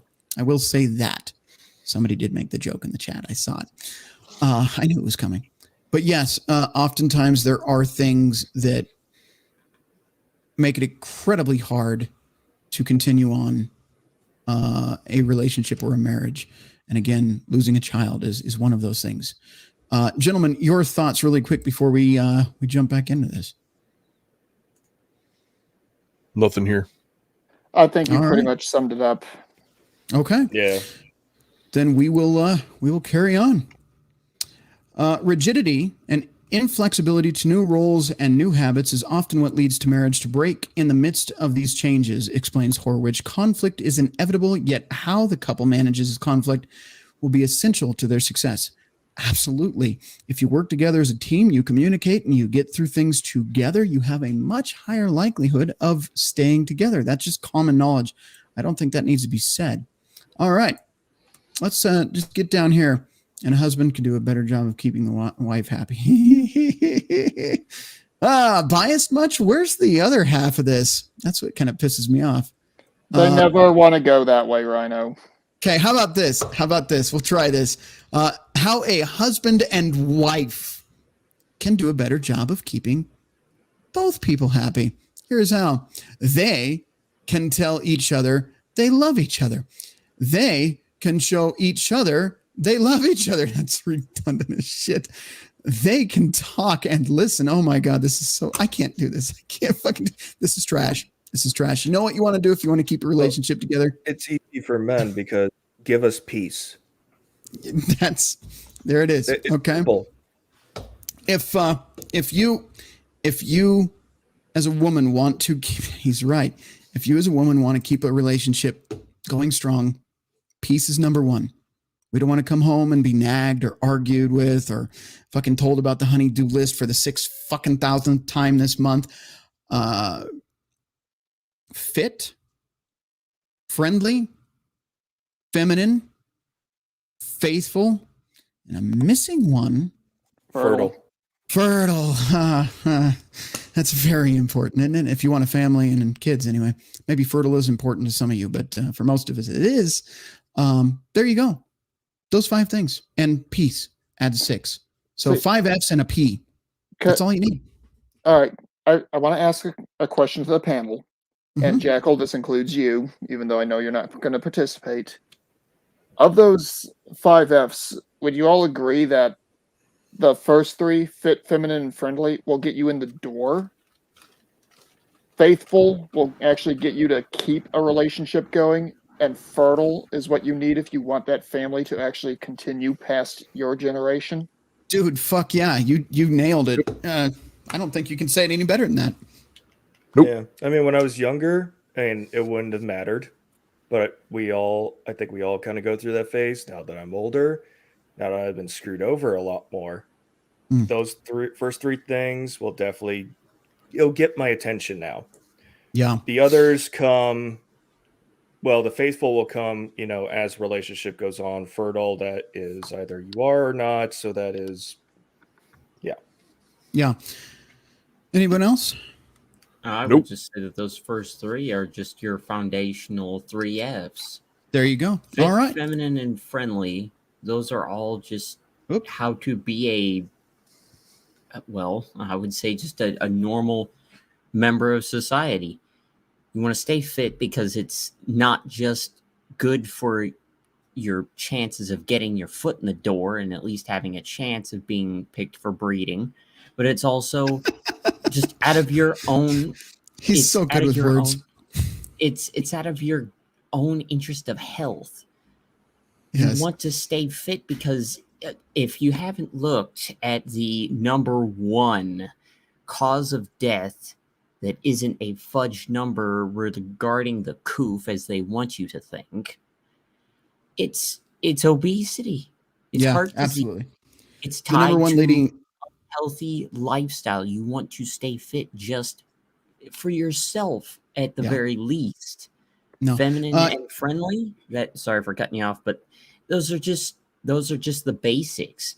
Feminine just means that you're giving into your natural designed operation. It's just like an operating system. Let's say that men is more like Windows and then women is more like Apple. Okay, so you got 2 different operating systems. Women, you have an operating system that you're supposed to follow, and it's supposed to be natural to you in the first place. So by you trying to go along with the narrative of feminism, you are actually trying to push yourself to be something that you're not. Yeah. And it's interesting that so many of the trans community, they are pushing for that. And feminism is basically the same thing. You're pushing people to go against the program that comes natural to them. And being friendly, let's just be honest, that's just a common courtesy. Yeah. Back in the day, being friendly was your one-way ticket of getting throughout the day without having someone challenge you to pistols at dawn. So All right. those are foundational. We're going to move on from here. We are at the halfway point, at least on our article list. We are probably going to go a little over on time, but not terrible. I want to do a 2-hour, but if it goes to max 3, max, I'm going to try to get it done before then. But we do have a few more articles left. Actually, we might be a little past halfway, and these will go pretty smoothly. We'll do a break really quick, but I do want to point out ladies, I don't care what you think about body positivity. I don't give a damn, nor do any other men. Men want fit women, period. So if your BMI is too high, we are going to deny. There you go. There's your rhyme for this evening. The feminine and friendly, I really honestly think they're the same thing.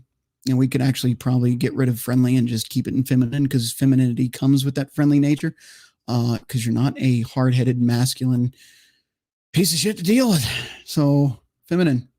Fit is definitely a big one, though. Like I said, I don't care what men say. Some of them have this fetish for fucking, finding the wet spot with flour, and that's them. But most men do not like that. They like young, feminine women with a nice hip to waist ratio.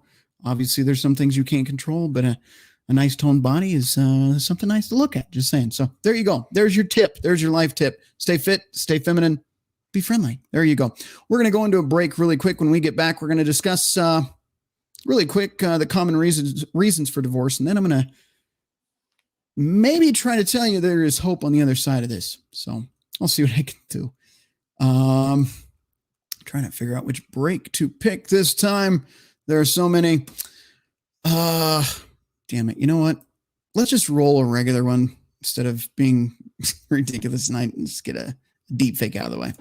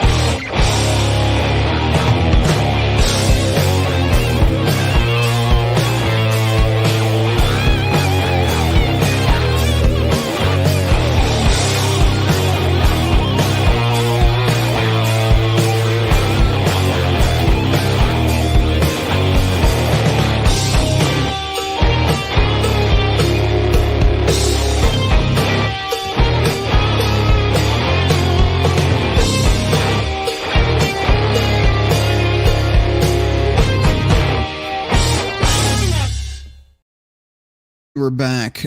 Wanted to point out, saw it in the chat really quick here. Only a Sith deals in absolutes here. So there you go. Bringing this one up. Optimus Prime says, biggest reason for divorce is as Cappy. If you haven't seen him, Aaron Clary on YouTube. I think he's elsewhere as well, but check him out on YouTube at least. He puts it that there aren't any women that are marriage material in the West. Again, only a Sith deals in absolutes. So don't know if I agree with that. I would say 90% are absolute shit for marriage, but I'll give them 10%. There's maybe 10% still out there decent. It's it's not high, but it's something. So don't lose hope.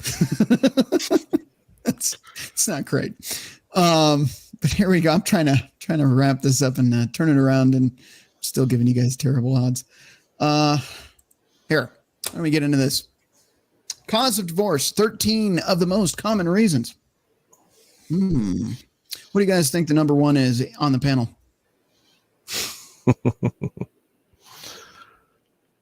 Well, anybody else want to? What? Anybody else want to? Yeah, it's going to be a one-sided issue on that. Obviously, I can think of a number of them. I just don't know the exact percentages on all of them. I mean, there's going to be communication, finances. There's going to be the growing apart or not happy, however they want to classify it. Yeah. Depends on the writer and how they want to break this down. Well, the writer is not listed, just divorce.com staff, so we don't know for sure. But I'm watching the chat. I told you guys I'm not reading the fucking chat tonight unless it's fucking but anyway, some of you guys are cracking me up. What are the most common reasons for divorce? I can read all this, or we can get right into it. So let's just get right into it. Number 1, too much conflict. Incessant arguing.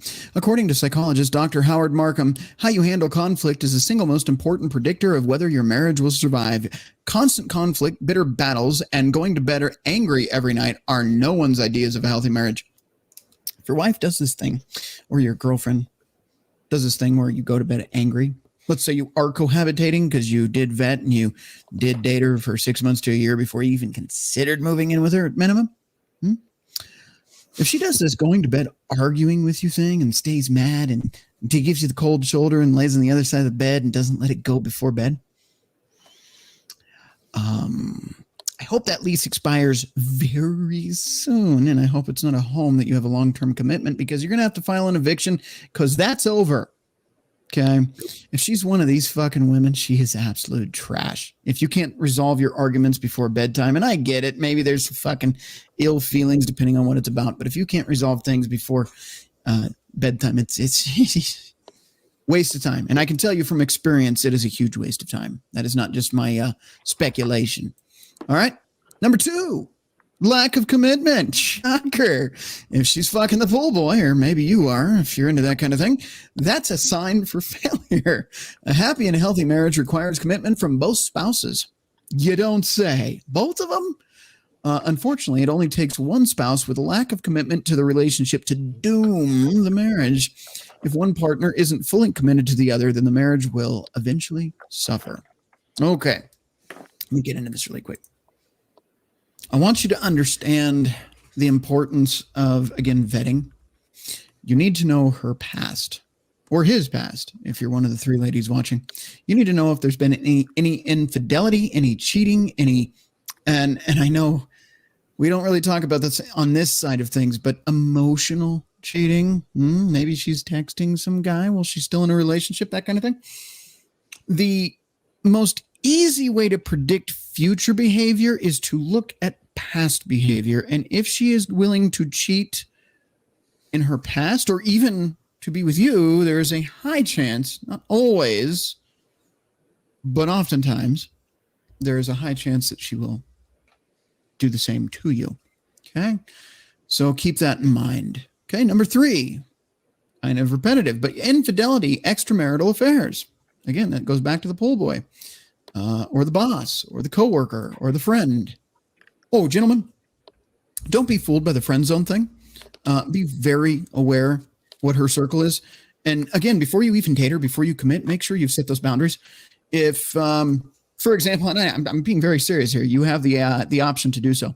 If one of your boundaries is I don't date women who are on Snapchat, because in all reality, that's a cheater's app. And that is a good way to hide things from your partner.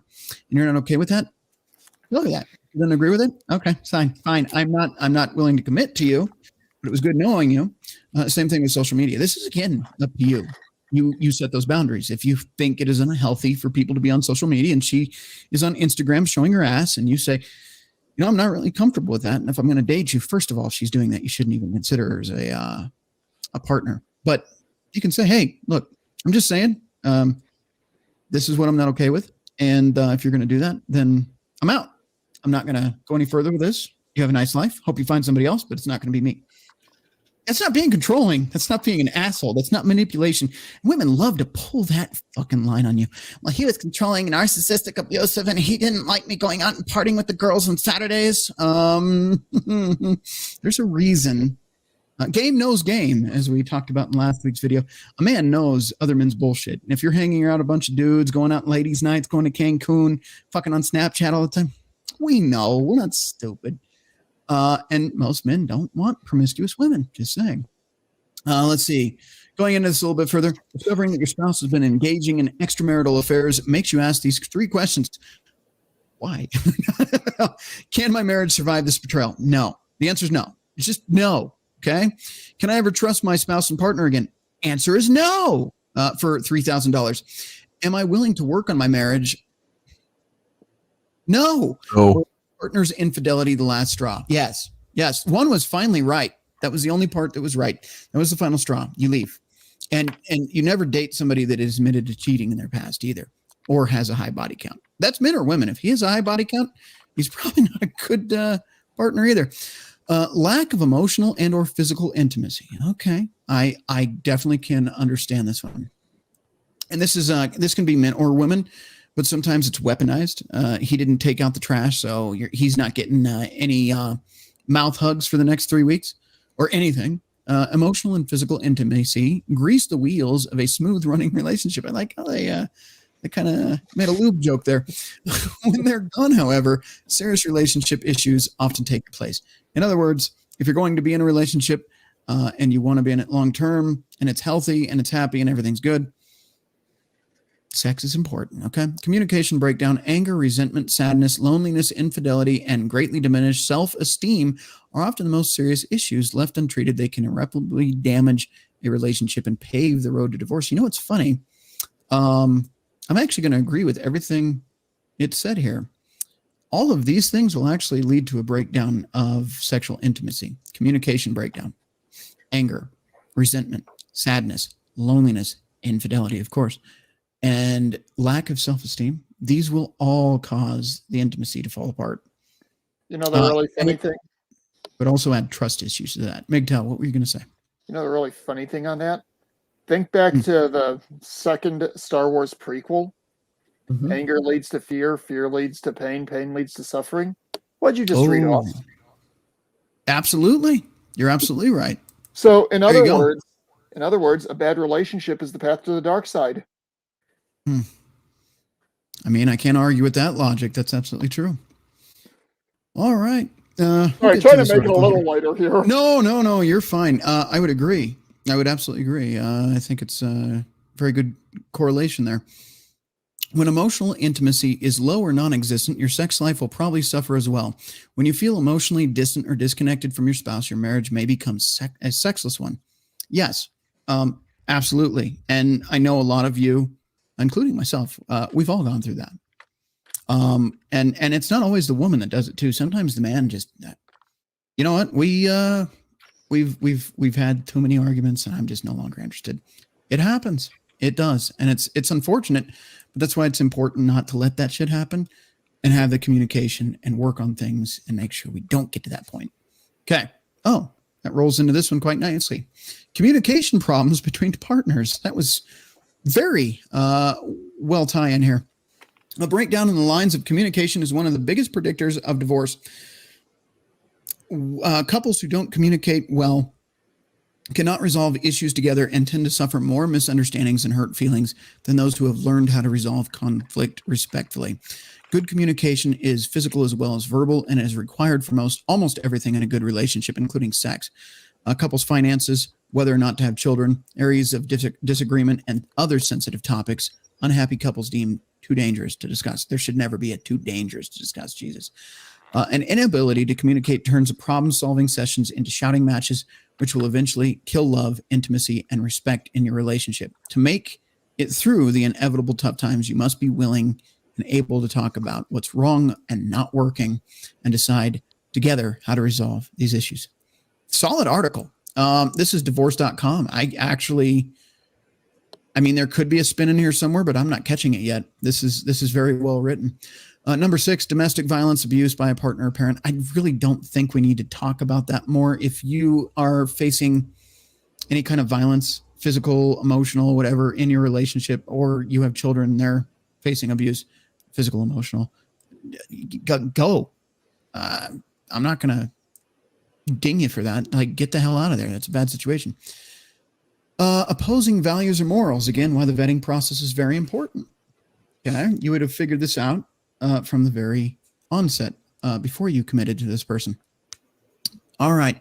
There have been literal wars fought over differences in race, religion, nationality, and culture, and persecution based on all of these, plus gender, sexuality. Okay. We get a little bit of wokeism in there then. There it is. When two spouses have or develop opposing views and or morals, and neither has the ability or willingness to see things from their spouse's point of view, marriage is likely to end in divorce. Let me tell you something. If you're fighting over finances, and one of your partners decides that they don't need to discuss finances with you, that it's none of your business or whatever, you don't have a marriage. You have an enemy at home. That is one example. Get the hell out. I have an example on one of those. Jump in. There's a couple who were in the political scene. They're both like campaign managers, but for the opposite parties. I mean, they had a good long run in the marriage, but it still ended in divorce. I think they divorced like 10, 15 years ago.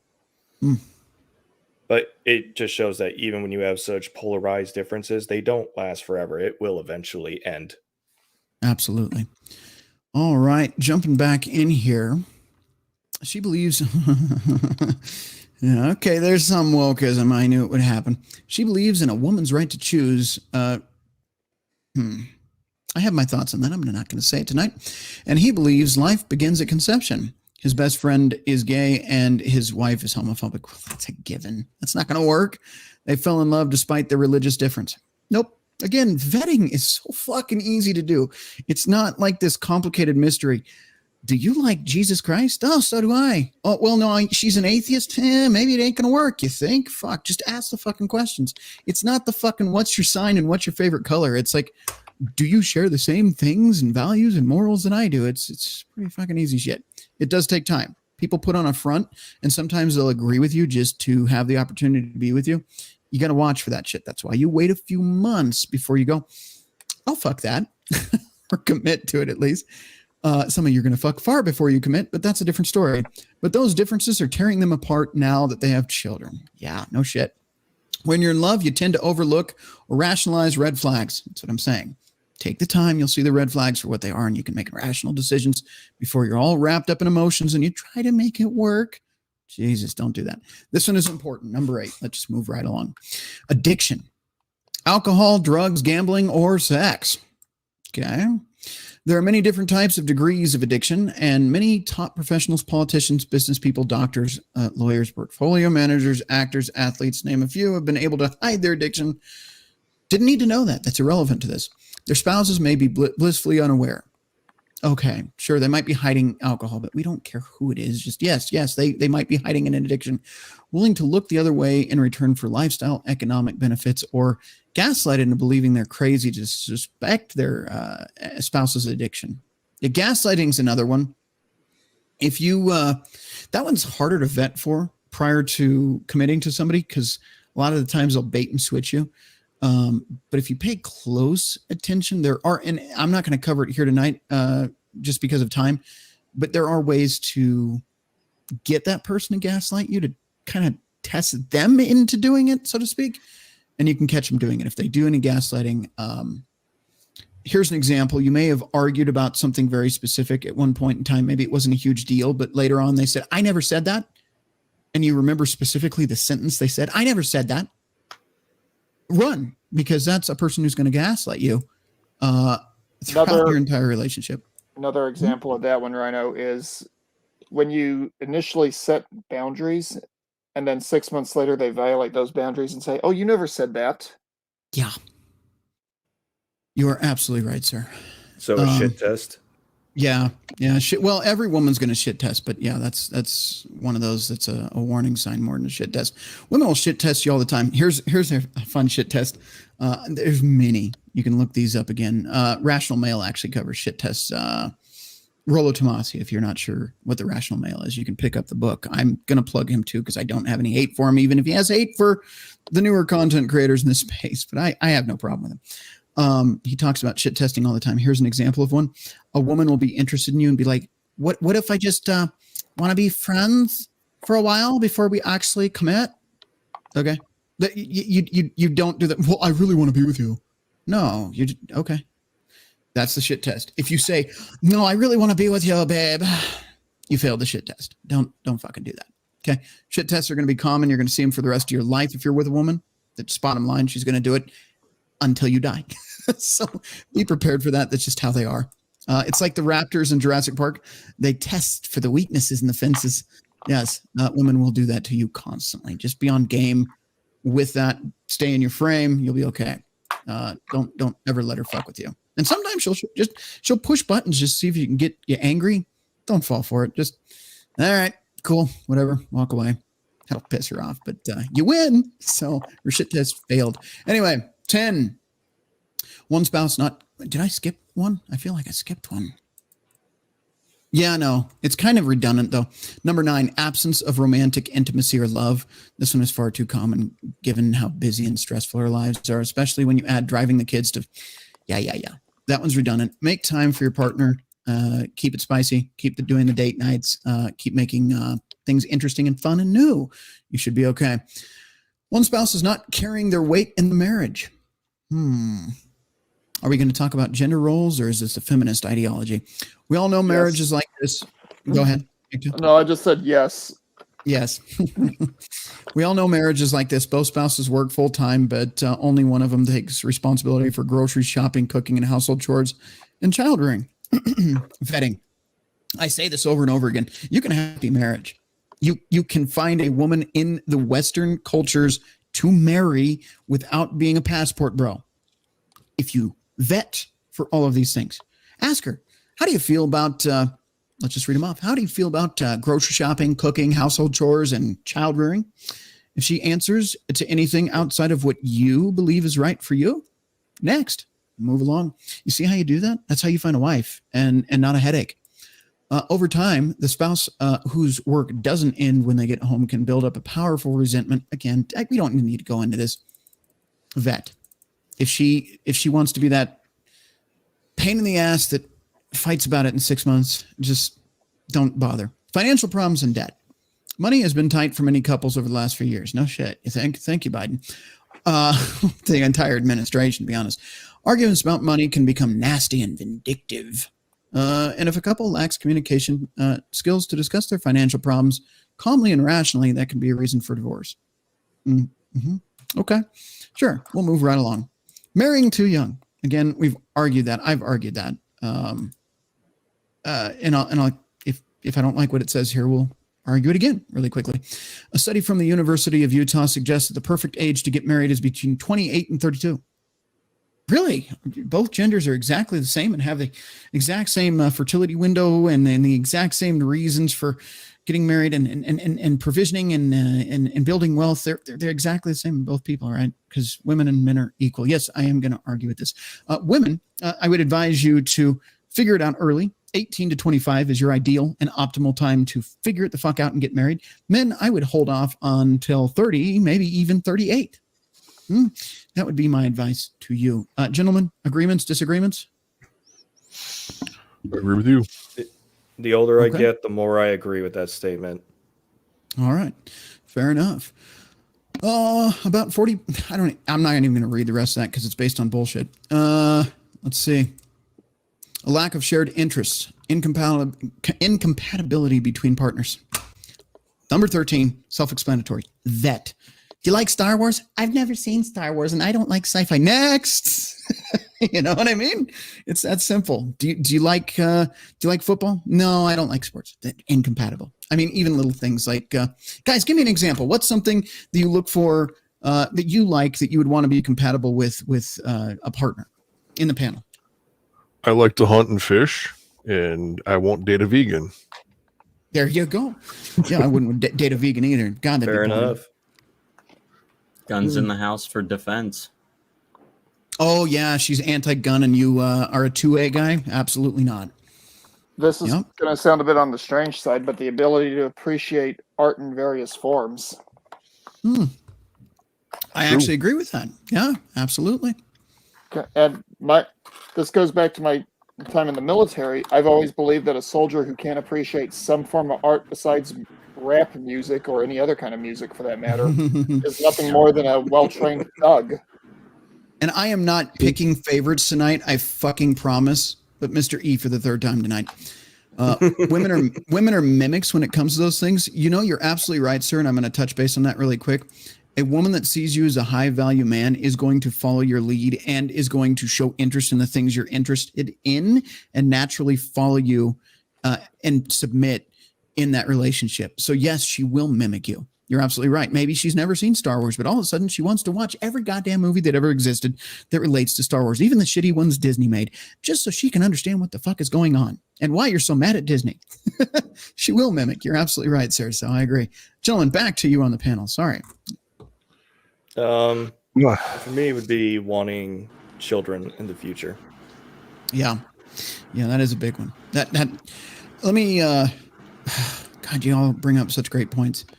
That is something that sometimes, I mean, even I'm guilty of. I'll say it, that I've dated women and I'm like, you know, she doesn't want kids and I want kids, right? Or I thought about it, you know, at least had the idea. Later on, that doesn't work. If you've even thought, even for a moment, kids would be nice in the future, but you date a woman that doesn't, it's got an expiration date, unfortunately. And you know, you can try to be flexible and think about it, but as you get older, you're like, and I know Rich Cooper's even talked about it. I think Coach Greg Adams has it. You can have a legacy without children. That's fine. But sometimes you're just like, man, it would be cool to raise a little version of me, and that'd be awesome. It's just really that simple. And you know, as somebody who's still doing that now, it's 90% of it is pulling your hair out or going gray. But even if it isn't a mini me, adoption. Yeah, there is, because there are too many kids who are growing up in and out of systems that do not care about them. They are either just being exploited for government funds, or they're in terribly ran facilities.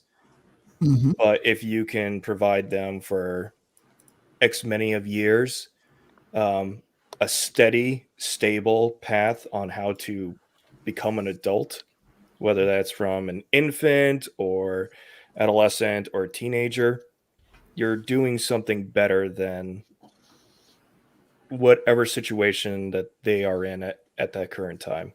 Hell yeah. So, true. Like if I had let's say I had an infertile wife, but we click, or I hate to say the word vibe, but it just explains it.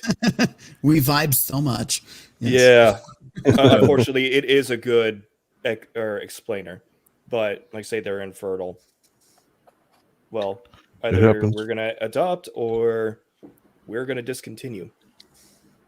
Because that's the purpose of this whole thing, the whole reason why sex exists, reproduce. I'm going to add to that. And I know it sucks for some people to hear this. You know, most of you guys on the panel, most of the guys watching this show are going to agree with me. And this is the point I was trying to get to tonight. Let's say you want to date. Maybe you are able to date. Maybe your odds are pretty decent. You can still go out there and meet women. Most of them are going to suck. Not going to lie. Let's say you're into this idea of marriage. You know, bottom line, it's still possible. It's just God damn it! I lost my thought in the middle of my sentence. I hate when I do that. Did it live on air. What were you? What was the last? You, Ronnie? Or no. Sean, what was the last thing you said? So I can maybe it pops back in. Oh, the whole purpose of sex is reproduction. Thank you, Jesus. Thank you. The whole point of being in a relationship, a marriage, is to continue on us. I don't really see any point in a marriage, especially with all the laws and all the shit and all the heartache and pain and not to mention financial wreckage and child custody and all that. But if you're going to get married in this country, there's zero reason. Zero. Okay. Unless you're planning on having a family. And, you know, some people convince you, well, you should get married even if you don't want to have kids. No. Kids is the reason. Children. To have a future is the reason. If you're not planning on doing that, don't be married. Just date. You don't have to date. You know, whatever you want to do. You can fucking not date at all, not even talk to women if you want to. But if you want children, it's the only reason for marriage. There you go. There's my argument. Guys, what do you think on the panel? Am I out of my mind, or what do you think? Well, Oh, you I think already agreed you're with me. right. I'm in agreement with you, Rhino. Yeah. And, on a side note, I think the world will agree a little mini me would be terrifying. So, Fair Yes. enough. Yes. All right. We're going to jump into the next one here. We're not doing great on time. I know I was trying to prep these guys before the show to keep it at 2 hours, but we're not going to be some crazy fucking 5-hour stream. We're not even going close to that. So we're doing okay. But let's go ahead and jump into this. And I think this is one of these shows that hopefully is evergreen, even though it was titled for a very current event. I think you could look back on this even 5 years from now, and it might still apply. So I hope this is one of these videos that helps somebody in the future, or tonight for that matter, even if some of it sucks and it's tough to talk about, Is love enough of a reason to get married? Well, what I just said there, no, but let's see. Different types of love. My friend Marielle dated a man who's very emotionally distant. Although they shared passionate sex life and dated one another exclusively for 2 years, Marielle never grew emotionally close to her boyfriend. Sternberg, 1986, delineated 3 components of love: intimacy, feelings close with a partner, passion, physical attraction, and sexual behavior, and commitment, work to maintain the relationships. Those are the 3 different pieces. Let's just move on down here. Importance of respect. My former colleague, Robert, is dating a man who is harshly critical of others. He criticizes Robert for his sloppiness when cooking, for staying late at work to finish a project, and for his love of comedy movies. He also criticizes the cashiers at a grocery store, the doorman at the apartment at the building, and servers at various restaurants. Robert's a dick. When individuals explain what respect means to them, they often provide examples such as behaving morally, being considerate to others, and being honest and trustworthy. Okay. This is a very touchy-feely article. Love and unsatisfying relationships. God damn, this is actually kind of hard to read. I don't know if this is the best article for this. This is Psychology Today. So they're giving us examples like we were in grade school. Robert's a total dick. Is Robert a good partner to be with, or does Mary hate Robert? That's kind of what we're going with here. Love and unsatisfying relationships. Although my friend Robert knows that his partner is not the one for him, he still loves his partner and has chosen to stay in the relationship. His attitude towards his partner and their relationship is complex. Psychologists delineate 3 different components of attitudes: thoughts, feelings, and behaviors. That's above my pay grade, but yes. In unsatisfying relationships, our thoughts may be negative. We may consciously think that our partners are not good or right for us, but our behaviors may be positive. We may choose to stay in those relationships. Our feelings may be positive, and we still love our partners. Actually, you know what? Even though this is a very beefy article with lots of examples, this shit happens. A lot of you guys watching tonight probably have been in that situation where you're like, we're not a good fit, but I mean, I don't hate this person. Maybe it'd work. Maybe. I Those of you that sum relate, up. no. I can actually sum go that one up. I want this relationship to work. I'm trying to make it work, but I just don't see how it can work. Yeah. Yep. Yeah. That's men and women who say that. Absolutely. It is difficult to leave relationships, even when they are unsatisfying. Joel McDonald, 2021, referred to his tendency for relationships to continue as progression bias, especially when we have already invested a lot of time, effort, or resources into our relationships. So you've been with somebody 2 years and you're like, well, I love that person. I don't just want to leave them, even if they are unhealthy for you or they don't meet the criteria for a long-term committed relationship. Unfortunately, sometimes these things happen. That sounds like blue pill thinking. It is very blue pill thinking, but you can even be red pilled and be like, sometimes it comes down to, I don't want to hurt someone. Mm-hmm. You know what I mean?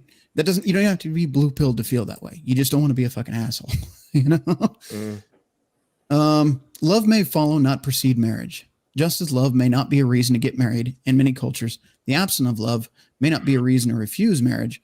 The marriage of my friends Mira and Drew was arranged by their parents. Okay, so I don't really think arranged marriages applies too much in our case. Okay, at least not in this country. Let's move right along. Understanding female hypergamy, 9 ways to use it to your advantage. And guys, I'm going to let you have the panel really quick. I got to do some reset stuff. So if you have anything you want to add before we jump into this article, please do. And I'm going to reset the soundboard here. All right. Yeah, we're definitely running into a lot of different things. There are positives and negatives with any pairing, any group gathering of a group of 2 people or more. There's a lot of different things that there are risks and there are rewards to these things. And what you need to do is be able to look at what the risk is, what are you risking, and is the reward equal to or greater than what you're going into? And that's where the vetting and things like that come into play, because you're looking at risk and reward. What are you're going to sacrifice some of your peace and some of your time you'll never be able to get back. And will that be reciprocated? Will you gain peace? Will you gain an allegiance with somebody who is going to help you improve your life? How does the panel think about that? Or what do you guys think? That goes back to the risk-benefit analysis I mentioned earlier with some of those careers. Mm-hmm. Yeah. Mm-hmm. I agree. No, I've got, I don't know if it's a hot take or not when it comes to love, but I mean, it's controlled neurologically in our brains. Yep. Just like we say, we love watching comedy or we love an activity. We engage in that activity and we get dopamine or oxytocin to make us feel happy about it. Same thing happens with when you're in a relationship. You feel happy about it. It's when I hear love, I hear somebody's fantasy or fictional writing, like how we grew up on Disney movies. Yep. Yeah. That is not what it actually is. It's a chemical reaction in the brain that I guess at the time we interpreted in this word, but as long as you understand that, when that stops happening, when seeing this person doesn't give you that anymore, you probably need to move on. Yeah. Which is your hot take actually was not a hot take until your very last word. Your last sentence there. Let me give you my hot take response. You should have figured this out long before you signed a marriage certificate, long before you went to the church, long before the bells and the birds and the doves they released and all that shit. Long before any of that, you should have determined whether you felt this way about that person. If you've signed a marriage contract, if you've made that commitment, even let's just take the government out of it.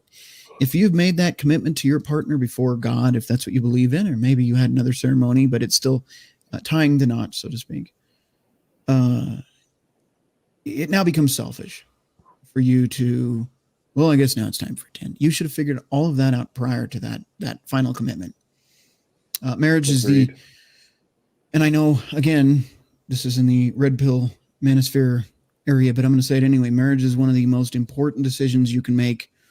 I think one of the only other important decisions is what home you buy, what car you decide to own, and how many dollars in taxes you're going to pay this year. Marriage is definitely up there with one of, maybe your will and how you're going to be taken care of when you get sick when you're older. Those are also important decisions. Other than that, yes, marriage is way up there. So if you're going to make that commitment to somebody, you had best motherfucking goddamn have figured all of this shit out before you put a ring on her finger or vice versa. And I mean that. If you're going to be wishy-washy in the marriage, I get there's reasons. But outside of things that would not matter if no-fault divorce didn't exist, I find it despicable, male or female. I find you the lowest form of filth if you're going to throw away the life of somebody that loves you, the life of your children, the future of your children's success. Again, we can talk about the depression, the self-deletion rates. the drug use, the drug addiction problems, and the incarceration rates, which are at 85% of children that come from broken homes. So keep in mind, way before you walk up to that fucking altar, you better have made a decision of whether or not this person is the right person for you for the rest of your life. Stop with this fucking cell phone mentality where you can just trade in people like it doesn't fucking matter. That applies to men and women both. I'm not going to play favorites here. You both need to pull your head out of your ass. Again, this goes back to vetting. 90% of this episode should have been called vetting. Why you should do it. Because it just is appropriate. Let's talk about that, actually. Let's roll into the next point here. If you don't know what hypergamy is, how do I sum it up simply? Most of you already know, but for those of you that might not know, hypergamy is a woman's right to choose, so to speak. In a woman's mindset, she's always going to choose for the best traits in a male candidate as a potential provider and protector of not only her, but her family, her children. She's going to always pick for the best at that moment. Now, some people say the term, and I think this is coined by the rational male, Rollo Tomasi as well, alpha fucks, beta bucks. And what that means, alpha fucks, is getting the good DNA from the hot guy, the healthy guy, the symmetrical guy that shows no health problems. She fucks that guy, has his kids. Then she settles down later and provisions with Beta Bob. He's not as attractive. She doesn't do the double monkey backflips for him, but he will take care of some other man's children. I'll be honest with you, that is shit thinking, and I don't get it, but you can either understand women or love them. You can't do both. Ideally, a woman would choose an alpha fucks that is also a good beta bucks, the best of both worlds. But women aren't patient oftentimes, and they are impulsive and emotional and will make rash decisions in the heat of the moment and then try to find somebody else to solve their problems for them later. And that is going to be the harsh take for you ladies watching, but tell me I'm wrong. Ideally, again, you're going to look for the alpha fucks, beta bucks in the same man if you want a long-term committed relationship and not put another man in the position of, because I told my mom actually this conversation today, I would rather buy a new car with low miles and maybe only one person's ever test drove it rather than dating a car that has over 100,000 miles, has stains in strange places, baggage in the trunk, and is falling apart on me because it's got a lot of problems other people didn't bother to fix. Anyway, moving on. We're going to talk about hypergamy here really quick. The car analogies. Tell me I'm wrong. Let's see. What do women really want in a man? Which attraction cues matter the most? And what should you as a man be focused on to increase your desirability to women? Well, first of all, you shouldn't be focusing on your desirability for women. You should be focusing on being the best man you can be, and women will be attracted to that. So don't buy into the PUA shit. Whenever these questions are asked, a discussion about female hypergamy likely isn't far behind the conversation. The basic concept of female hypergamy is simply this, that women will tend to be more... I got to mute one of you guys really quick, just because of background noise. Women will tend to be more attracted and more likely to mate with men of higher economic status than themselves. Yes, women date across and up. Women do not typically date down. And even then, women really don't date across anymore. Women want a man that makes more than them, typically. And a woman that is making as much as her spouse, significant other, husband, whatever you want to call it, is more likely to leave the relationship. In other words, men who earn more than they do. Yeah, I just said that. No matter how you spin it, this hypergamy conversation is an important part of the attraction conversation for men. But despite an increasing popularity of the term and the fact that more and more content is being published about in certain circles of the internet on nearly a daily basis, hi, us red pill guys, this is especially true in the manosphere. It has come to my attention that very few publishers delve deeply enough into the science behind it to uncover the truth about what it actually means for men. Personally, in my life, experienced firsthand evidence of the fact that female hypergamy is indeed real phenomenon that drives female mating behavior. To me, it doesn't take a rocket scientist to examine my life or recognize that my economic status as measured at any specific given point in time strongly correlated both my perceived attraction on the dating marketplace and my overall success with women. But it's also obvious that economic status isn't the only factor. Yeah, no shit. That is true. So in this post, you're going to learn the truth about female hypergamy. Okay. This actually looks like Jordan Peterson here. Don't think it's going to play because we have shared screen, not shared window. But according to the Merriam-Webster dictionary, the term hypergamy technically means marriage into an equal or higher caste or social group. I think that's appropriate.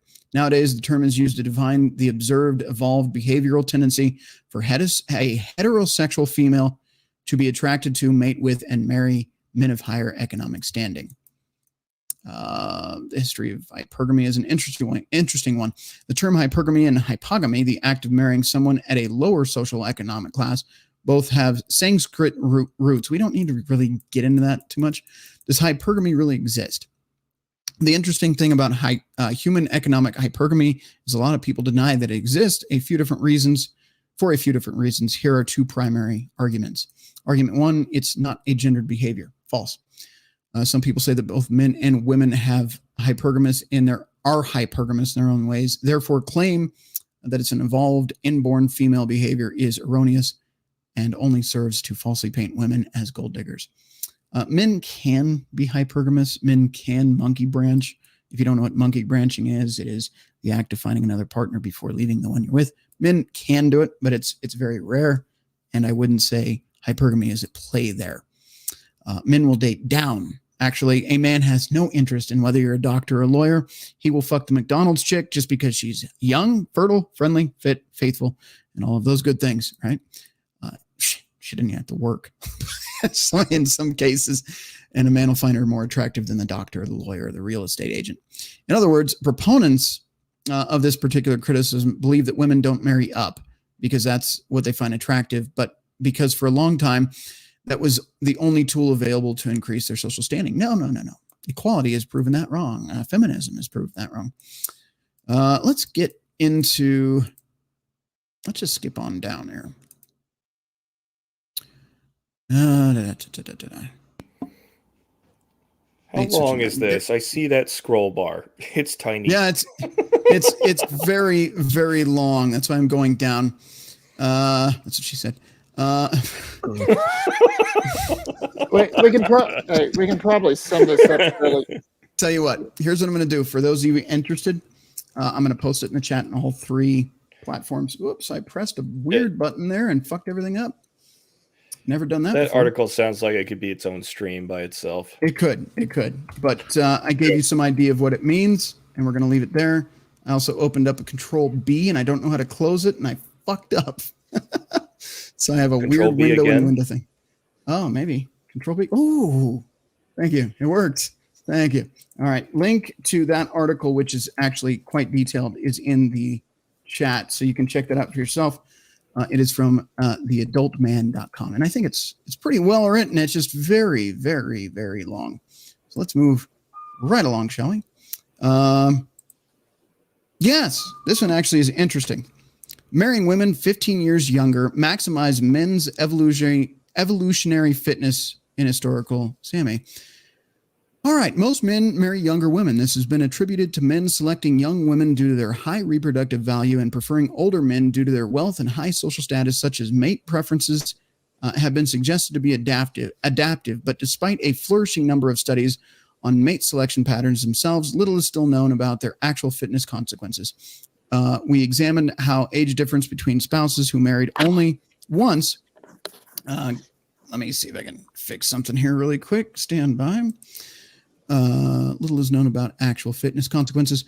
We examine how the age difference between spouses who married only once affected their lifetime reproductive success in historical monogamous Sami populations. We found that when men maximize their fitness by marrying women approximately 15 years younger and vice versa, however, most couples failed to marry optimally. Only about 10% of marriages fell within the optimal percentage age difference, suggesting that cultural and ecological constraints for maximizing fitness were considerable. Those who succeeded in marrying optimally were the most preferred partners, young women and old men. Goes back to what we were saying earlier. Our findings indicate that in Sami, parental age differences was under natural and sexual selection, as suggested by evolutionary theory. All right. This is also a very long article, but the bottom line is they make a case, and I'm going to post this in the chat for you as well. They make a case that there is reason to believe scientifically that the age gap of roughly 15 years between male and female partners, obviously of legal consenting age, of course, seems to work out better for long-term commitment.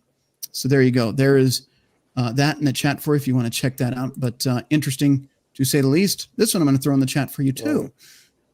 Hasn't that always been a historical norm? It has, but in recent years, there's been an argument from the older women that men that date younger women are predatory and controlling and manipulative and evil, vile pieces of shit. You know, Well, we've seen a lot of that. wasted their value. Yes, actually, I'm going to switch it to the panel for that because that is very important. Gentlemen, what are your thoughts on that? Starting with Sean, I absolutely agree with you. They did. They wasted their most precious asset, which is youth, and now they're pissed off and threatened. Let's be honest. It is threatened by younger women that are now replacing them. Yeah, no, totally agree. I mean, I kind of, when I was growing up, it was emphasized, try to be same age, but the older you get, the more you learn, the more you realize that's not how it's been how it worked for the last few thousand years. And it wasn't just restricted to the nobility or those men of wealth. Obviously, they did get pick of the litter, but even amongst the peasants, because a 20-year-old, well, going back to Fresh and Fit, a man at 18's value is zilch. A woman's value at 18 is near max. So it makes sense for the male to establish themselves, maybe get some financial independence or get some status. And then when they seek a wife, they look for younger, because obviously in today's society, younger women have less time to screw up their sexual marketplace value. I'm going to jump in on you here really quick. I absolutely agree with you. Again, I was having this conversation, and you're right. The longer a woman is in the sexual marketplace, the more baggage she has, the more opportunities she has to have children out of wedlock with men who were not there to commit. But you mentioned something that women have almost max value at 18. That goes down. At 30, she has little value, and at 40, she has almost zero value to a man. However, here's something interesting. Ladies watching, you probably can attest to this too. A man at 18 has almost zero value. At 25, he has very little value. At 30, he's starting to gain quite a bit of value. And by 40, he is very high value. The reason for that is women are born inherently with everything a man wants. Again, we talk about fertility, beauty, youth, all of that. That is in decline from the second you're out of the gate. Your highest quality asset is sexuality. Bottom line. Whereas a man, he has to earn his value. Everything he acquires from his career, his resources, his savings, his decisions, responsible or irresponsible, will affect the quality of that man later. But he gains his value through time and experience. He becomes most valuable when he's older and has had time to acquire all of those things. This is, again, we can reinforce this all day long, why young women and older men make sense. Women of the same age bracket with men of the same age bracket make no sense. Back to the panel. I'll let you guys continue from there. Well, yeah. I mean, we can look at it a number of different ways. I mean, when a long time ago, as men grew older, They acquired and they learned more skills, which made them more valuable, more wealthy. If he knew how to build his own shelter, if he knew how to hunt, if he knew how to provision food, if he learned how to do things like that. So younger women would look at the older males as providers and protectors. That's where it stemmed from in the beginning. It's just now in the past 200 years, it's been perverted slightly to only look at monetary wealth and monetary wealth only in a very well-protected society. You're not going to find, if you look at who are the guys that women are going after now, they're not the same guys that would be the ones that would be the providers and protectors and provisioners 500 years ago. Absolutely. It's a completely different type. And women have just adapted what they're looking for. And women understand how vulnerable they truly are in the wild and in the unprotected world outside of cities. They understand that. They know that. And them going to go out searching after provisions and things now, it's just a slightly different type of provisioning. That's all they're doing, good, bad, or indifferent. Yeah, I would agree with that 100%. Anybody else before we move on here? No, I think we've hammered this one down. Yeah, I think this horse has been sent to the glue factory. Perfect. All right. On that note, I am not going to read this article. It is in the chat for all of you that want to check it out later. But I want to point this out. I know it is, but I want to point this out if I can find it again. Now that I'm looking for it, I probably won't be able to. There it is. There it is. You remember how in a couple articles we were talking about what he can do to improve the marriage, what he needs to do, him, no accountability for women. Women, here's something for you. Here's something you can do to improve your odds for a long-term, happy, committed relationship that will make your man feel good about it. All right, new, old ideas. Learn to cook. I'm giving this to you, ladies, for free. This is a freebie. Learn to cook. Do laundry. Keep the home organized and clean. Stay thin. Be sexy. Learn to seduce him. Initiate sex with him. Many women just don't know how to do that anymore. And even then, maybe they are into sex, but they're starfish. It's not hard. No, it's not. We're easy. Well, briefly, let's look at it this way.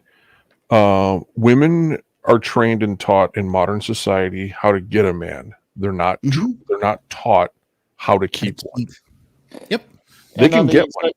Oh, I saw this throughout the military. All the young guys where the communities are actually designed culturally to just get a dude, either get him to marry early or get them pregnant so that they can set themselves up for independence or for their security, financial, physical, housing, etc. Yeah. Yep. And you're not wrong. And on the exact opposite side of that, us as men, we are not taught how to look for good women. We are not taught how to vet I for can agree them. with that. Yes. We are taught to. Correct. We're basically told if you manage to get one who opens her legs for you, hey, guess what? You got lucky. Take what you can get. Yeah. Yep. Back to this list, though, really quick. I have to emphasize this, ladies. We've said this a few times on the show already. Stay thin, fit. Size oh 18. my God, how hard is that? Yes, size 18 is not thin at all. Here. We're gonna get through. Hang on. That's not fat shaming. That is not fat shaming either. That's That reality. is literally just stating what most men are genetically programmed to look for. Yes. Yep. Hip to waist ratio. Thin waist, thick hips, technically. There you go. Hourglass shape. Bottom line. Okay. Let's get into this. So I want to get through this. Having genuine sexual desire for him, and let him know when you don't. Be a genuinely enthusiastic lover, and let him know when you don't. I guess. I mean, if you're telling him he's gained a few pounds and stopped eating donuts, yeah, maybe that's not bad. Being open and I was thinking. honest. Yeah. But having genuine sexual desire, that is, again, vetting. Do you really want to fuck his brains out every day when you meet him? And you think that's just the honeymoon phase? Well, that usually lasts a few months. So if you're vetting properly, you've waited 6 months to a year and you get past that point and you figure out if it's really there. Okay. Wear a dress. Oh my fucking God. How many men on this panel alone, If she's wearing a skirt or a dress, she's way more attractive than in jeans or a fucking pantsuit or whatever fucking garbage the women wear now these days. What are your thoughts? Yes, because it's feminine Yes. attire. I'm Yeah. gonna say it's contextual, because if you're in the country, Short shorts. well, if you're Well, in the no. country and you're working on a ranch, Yeah. maybe if she's dealing with horses or other animals, Yeah. a pair of nice fitting jeans would be good. I'd All say right, that's but- a fair exemption. Yes, but still sundresses on the weekends. Anyway, Right. embrace his family. I think that's a big one. If you don't want to be part of his family, if you're not like a big, just no, but embrace his family. Okay, this is huge. This is the biggest one. Matter of fact, this deserves to be zoomed all the fucking way in. Vetting, gentlemen. If you talk to a woman and she says, "Well, I want to keep my last name," next, move the fuck along. She can keep her last name till the grave. She can keep her last name till the grave. Bottom she line. can get a donor, and that child can take her last name. Yeah, and no hyphenated last names either.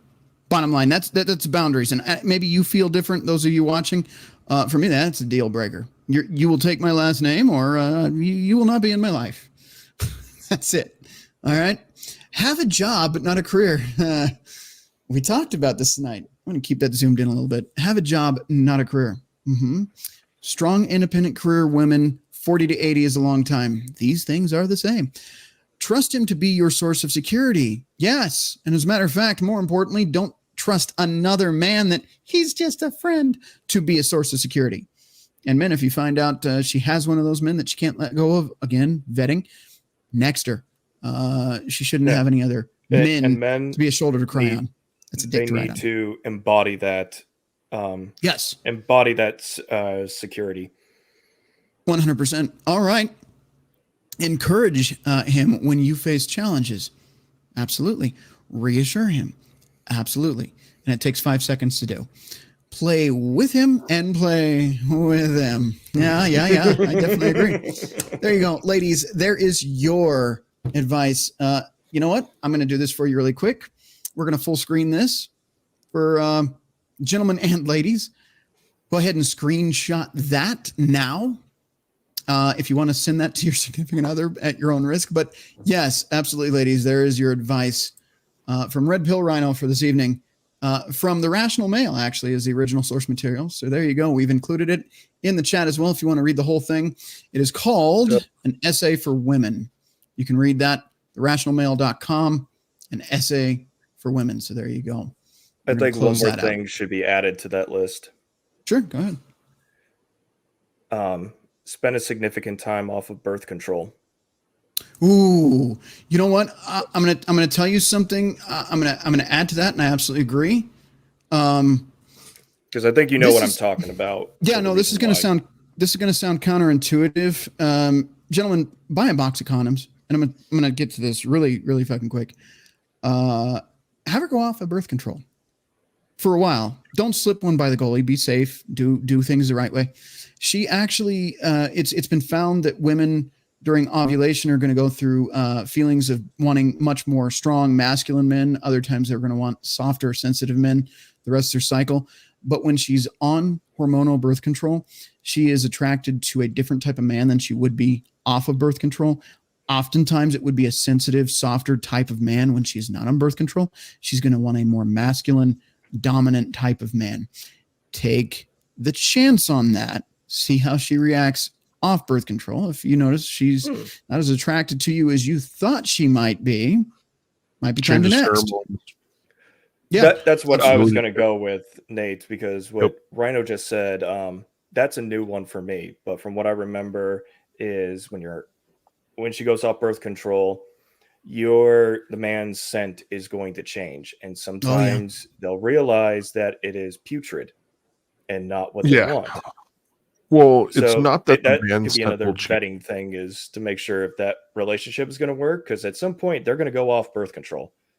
Right. Correct. You better find out if you hate each other at that point. Sorry. Yeah. Well, it's not that his scent will change. What happens in women when they begin their ovulation cycle is they become hypersensitive to pheromones and other scents, much like other mammals. And she will perceive certain pheromone signals one way versus a different way. And what will happen is when she comes off of that birth control, it will actually level her system out. Mhm. And she was basically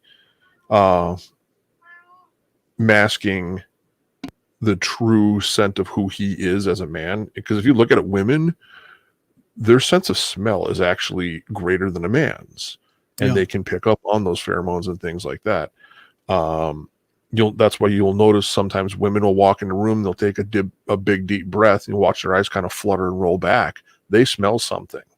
They can't put their finger on it, but they smell something. They smell something that initiated a neurological arousal or stimulative effect in their brain.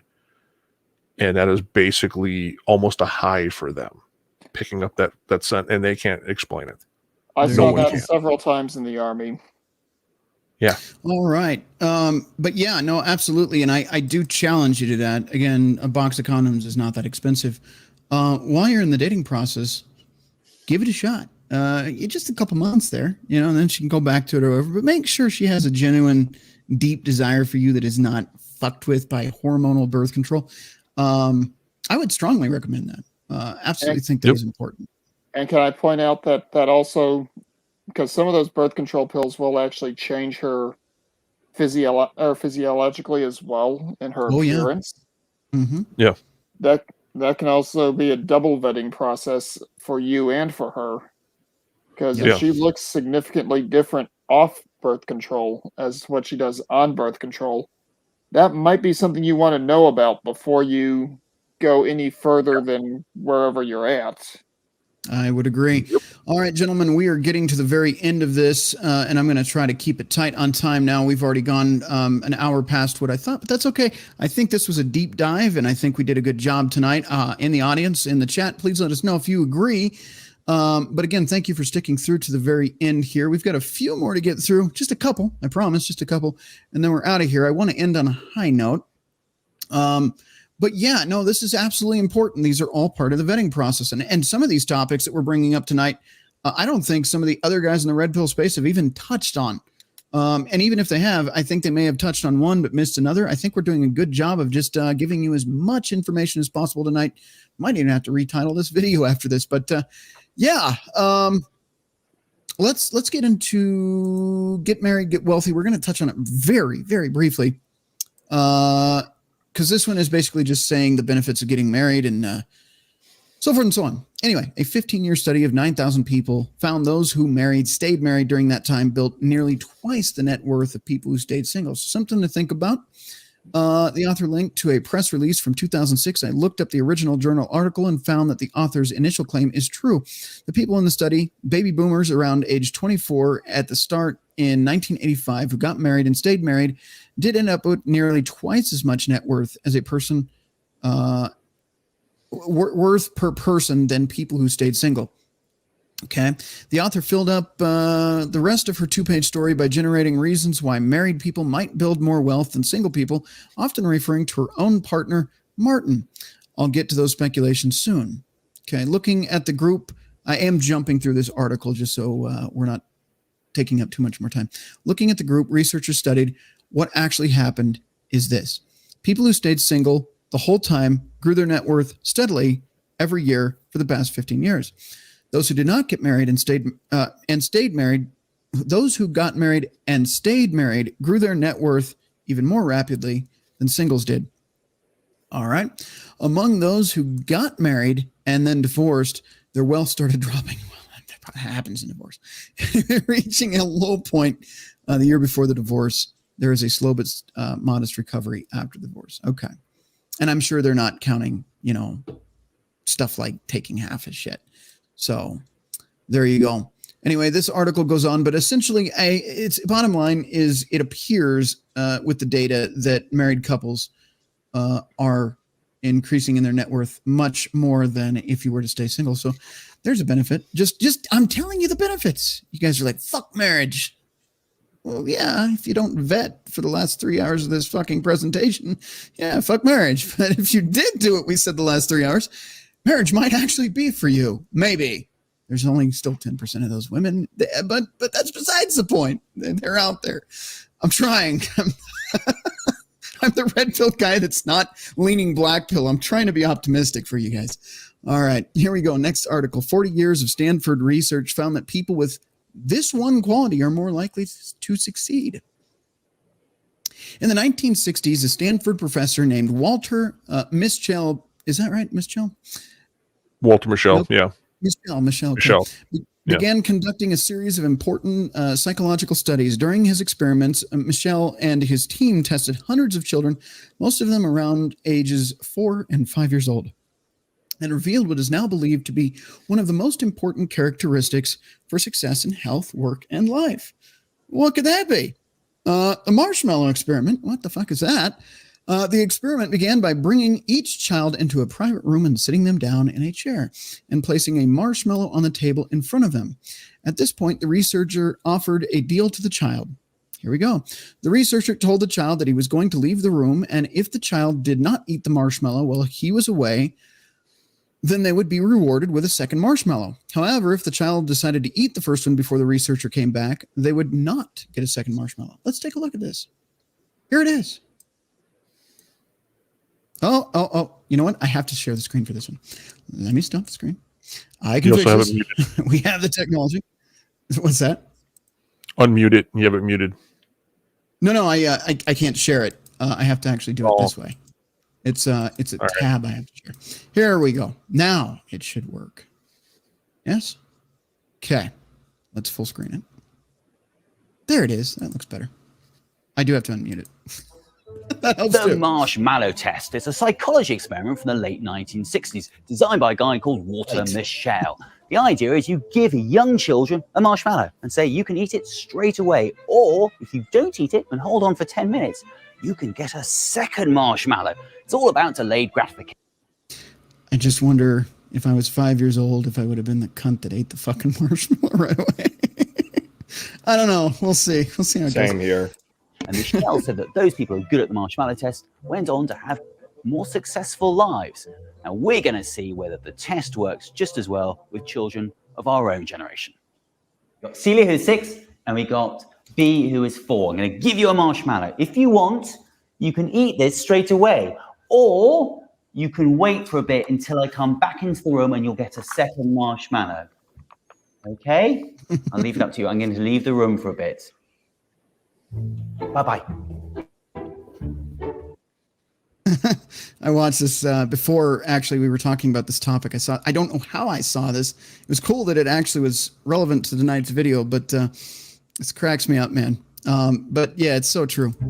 Gotta say, the music they chose for this is highly annoying. Yeah, but we can turn it down a little bit. It's Brits. Oh, she ate the marshmallow. No, it's definitely the Brits. All right, so she ate the marshmallow. Mm-hmm. Okay, girls, how did you do? You haven't eaten yours. And what happened to yours, B? Where is it? What, it's there in your tummy? Is it? So you couldn't wait for another one. So you, as a reward, get another marshmallow. What do you think of that? All right, that's enough of that. Now you're probably wondering, what in the world does eating marshmallows have anything to do with marriage? And you know what? Rather than killing you with redundant articles, I'm going to let Crusader actually take the floor on this and explain what waiting for that second marshmallow actually means and how it ties into dating, relationships, and maybe body count. Crusader, take it away, sir. Well, quick down deep and dirty on this with the marshmallow test.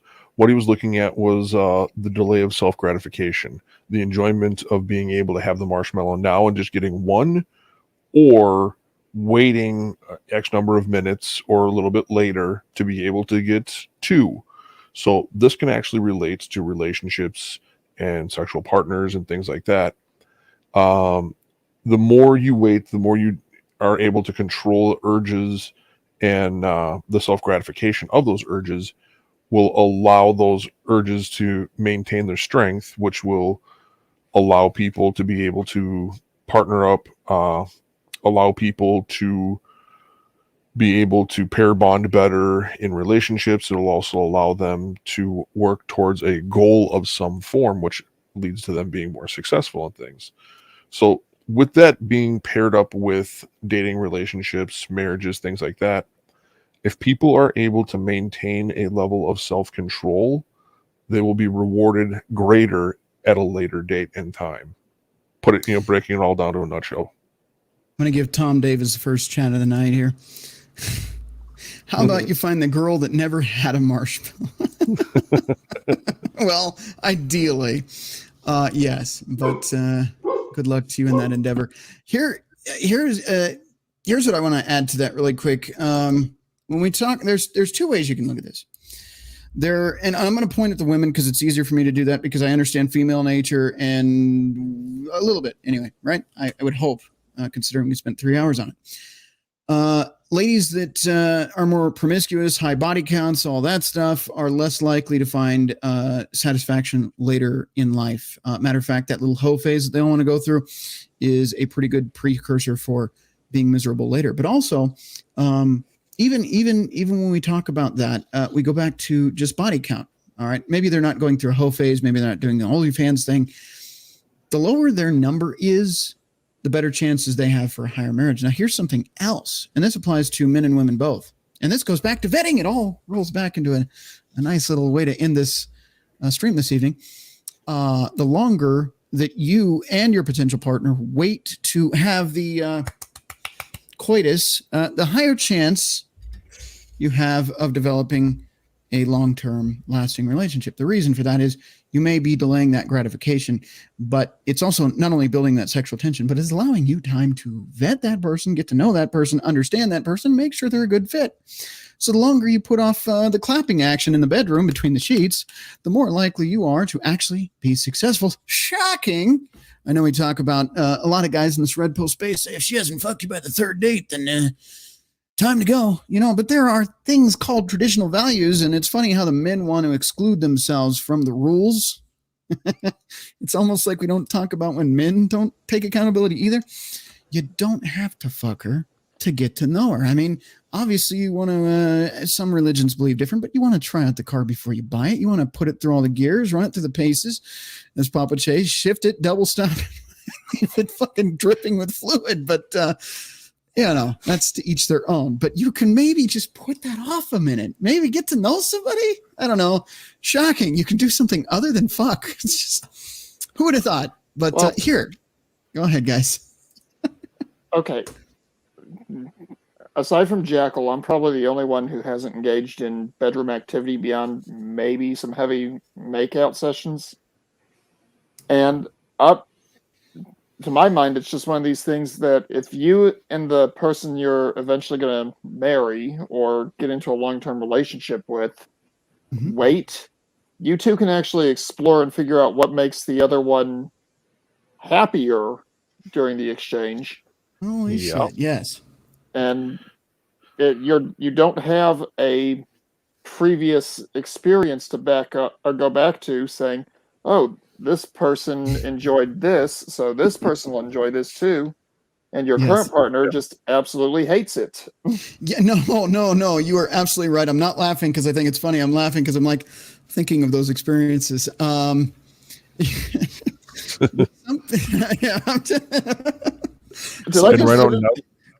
I just now hit it right on? Some people have some weird. Shut that. Did I just hit it right on the head without even trying to? Yeah, you pretty much did. And some people have some weird kinks. I'm just saying. No, I know you guys. What did I miss? I just had to take my dog out. Nothing major. Nothing. No, nothing too minor serious. Details. Yeah, minor details. Yeah, minor. No, Rhino, I've been around your stream about 6 months or so, maybe a little longer, maybe close to a year now. But now do you see why I've been saying since the beginning that I've been around this community that hookup culture is bad and going out and just the good old wham bam, thank you ma'am, kind of stuff is bad because it's just a constant instant gratification. Society promotes it and society encourages it. That delayed gratification of having something to work for, to strive for, to have a greater reward at the end is far better for you as a person Absolutely. than to actually go out and just, sling seed like an old bird feeder. Use a quote from somebody else. Right. We got to respect the hog slayer. God damn it. She makes a good lasagna, though. Anyway. Right. Here, that's the foundation of it. Yeah. It's just the basic foundation of it. This is why I've said for, close to a decade or more that why cancel culture is bad. And it shows it in this study. Why? Yeah, I would agree. All right. Before we move into the last article, does anybody else want to add anything to this conversation before we progress the very final article of this evening? Can we subtract some things? No. Well, maybe. Okay. Depends on. Yeah, go ahead. What are you going to subtract? No, I'm just time? rattling your brain. Yeah, about an hour at a time. I tried, man. I still think the deep dive was worth it. So I'll leave the floor open for the after party, but I'm probably going to bounce out of it pretty quick. I got to work early in the morning. Cool. So we'll get into this last article. Going once. Final thoughts before we move on? Moving along. Going twice. And gone. All right. Here we go. Third article. What's happening here? That would help. I got to share screen again. Okay. God damn it. Final article. For those of you that have a glimmer of hope in your eye, the keys to a successful marriage is how we're going to end this on urmc.rochester.edu. The Brits again, apparently. Unless I'm missing something. URMC, University of Rochester Medical Center. Am I mistaken that that's overseas? I'm pretty sure that's UK. Sounds about right. Okay. The keys to a successful marriage. When you're caught up in the excitement of your wedding and what happens after, it can be hard to imagine that you and your spouse might not live happily ever after. But sharing your life with another person can be a challenge, especially if you don't have a lot of experience with relationships. Oh, there is something to be said, not necessarily hookup culture, but at least not just marry the first person you date. Like maybe have some dating experience. Doesn't mean you have to screw everybody you see, but there's a point to kind of getting to know what you do like, what you don't like, maybe being able to understand red flags and spot them easier because you've made a few mistakes in life. It's part of growing. Pain is a great teacher. So I do recommend at least doing that. Doesn't mean you have to, again, rack up your body count either. Anyway, a marriage based on love and respect doesn't just happen. Both spouses have to do their part. Below are some important keys to work on each day to make your marriage successful. Communicate clearly and often. Talking with your spouse is one of the best ways to keep your marriage healthy and successful. Be honest about what you're feeling, but be kind and respectful when you communicate. Part of good communication is being a good listener and taking the time to understand what it is your spouse wants and needs from you. Okay, pretty self-explanatory. Tell your spouse that you're thankful for having him or her in your life. I mean, I don't even need to read that. Just fucking don't be a selfish kuantaha. And yeah, tell him like, hey, man, even little things like, women, tell your guy he's fucking handsome once in a while. Tell him that you're glad that he's around because, he takes care of the crazy shit, like keeping the fucking homeless people at bay and shit. Like, simple things, right? Just appreciate your partner. Same with you, man. Don't be above that. All right. That makes a lot of sense now because correction, it's New York City. Oh, yeah. So you're saying you got to go beat off the homeless people. That was a happy little accident, as Bob Ross would say. All right. Make time for you two. Make time for you two as a couple with work and family responsibility. This is exactly what I said. Always make sure that you set aside time for yourselves. Don't put like work and raising the kids and bills and all that. Just take some time to fuck your brains out, or even go on a fucking date. Go out to eat some fucking pasta at the Olive Garden or some shit. I mean, you could do better than that, but give it a shot. Keep dating. That is one thing I'll actually point out that might not be on this list. And I will tell you, never stop dating. The way you got her is the way you keep her. So if you were a frisky son of a bitch that was romantic in the beginning and you got her that way, then fucking keep doing it. Don't just all of a sudden like, well, I got her. I guess I'll gain 30 to 200 pounds. That's an extreme difference in weight. But for the purposes of this, Be the guy that she fell in love with. Don't be the guy that's comfortable because you have her. That's a good way to lose her. Plan for some personal time. Alone time is just as important as couple time. Oh, fuck yeah. Keep doing your hobbies. Make sure she has time to do her thing. I'm not talking about girls' nights, but if she does, go out and hang out with the ladies and do crafts or whatever, that's fucking perfectly normal. But yeah, make time for you. If you like fucking golfing, which I don't like golfing, but if you like golfing, golf. I like painting. I like building things. I'm an artsy kind of fucking guy. I like making things, make time for that. Don't ever give that up. And never, ever, ever, ever, ever be codependent in a relationship. You should have this like healthy distance where you're still your own people. So there is that. Understand that it's okay to disagree. You won't agree on everything, but it's important to be fair and respectful during disagreements. That's a big one. A lot of people aren't good at that, but yeah, I mean, I got nothing to say. That speaks for itself. Don't be an asshole. All right. Build trust. This is before I even read this. Trust is easier to build than it is to rebuild. And as a matter of fact, I would go as far to say is once you've lost trust, it cannot be rebuilt. So make sure not to fuck that up, but also let's get into this. Build trust. Marriage therapist and researcher John Gottman, PhD, has found that criticism, contempt, defensiveness, and stonewalling are serious threats to a marriage. So don't fucking do that.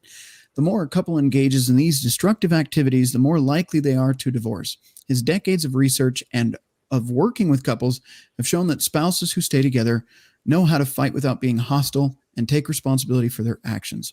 They are also more likely to respond quickly to each other's wishes and make up after fights and repair the relationship. You see what I was saying earlier? It's almost like common fucking sense. Like even me, the red pill rhino, can tell you this shit.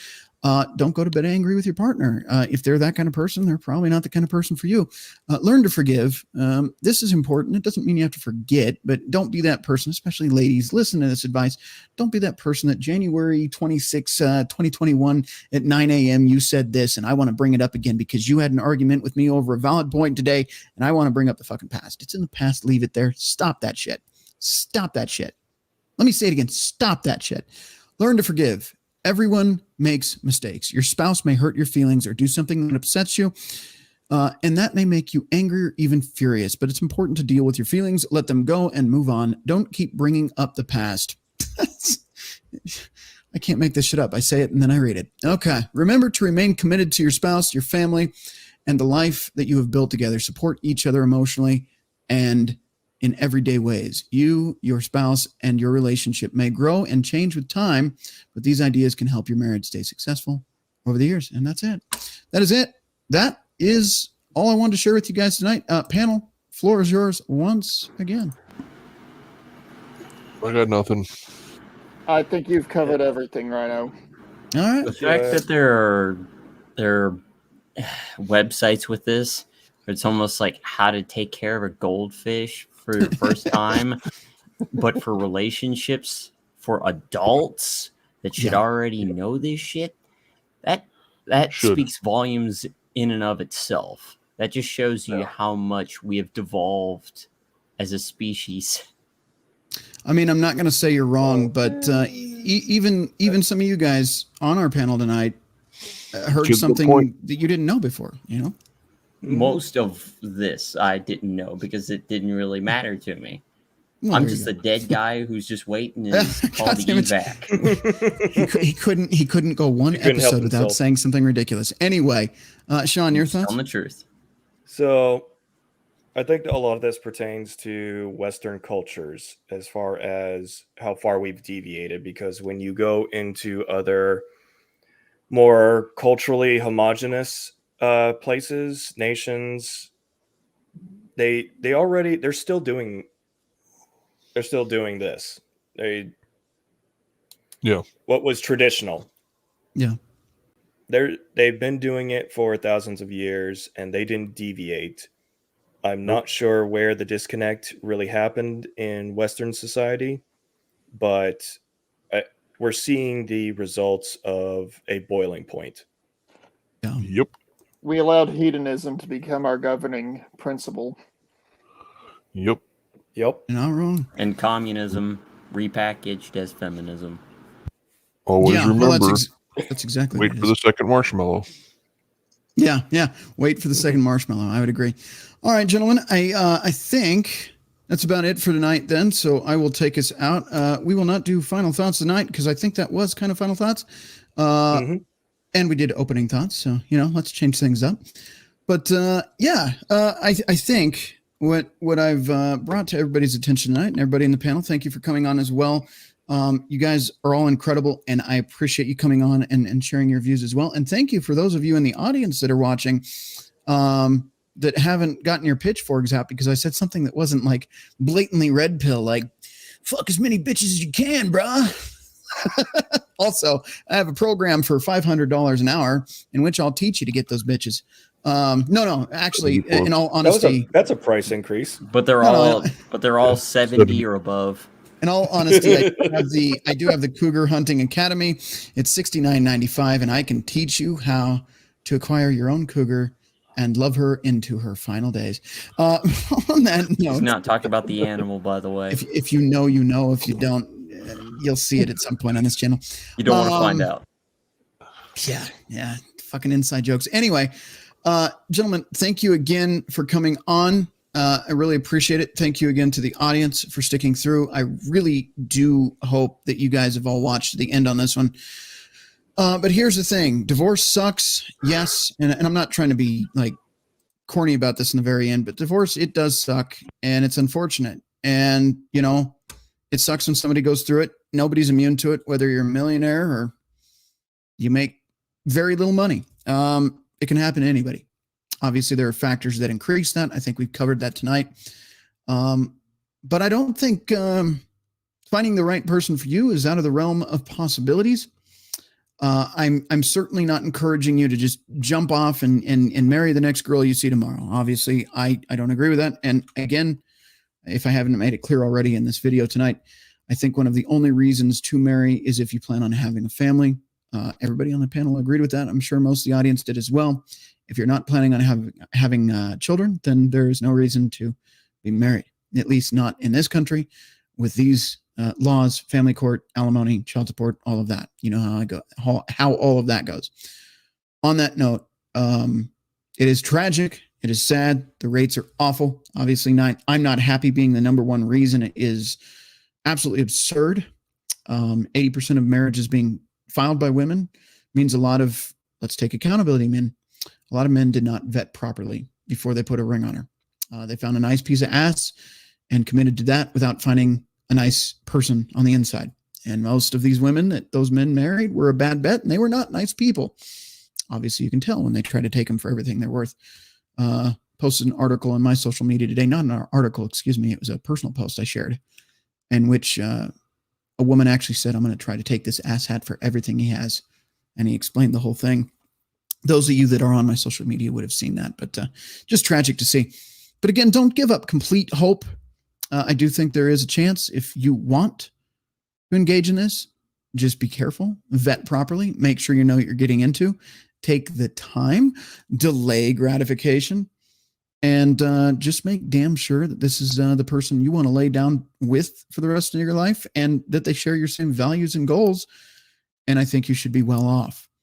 I can't promise you success. Obviously, statistics don't lie. And a lot of the men in this space are going to tell you don't bother. I'm not that guy. I can't be that guy because that makes us no better than the radical feminists that tell women to hate all men. I'm not going to do that.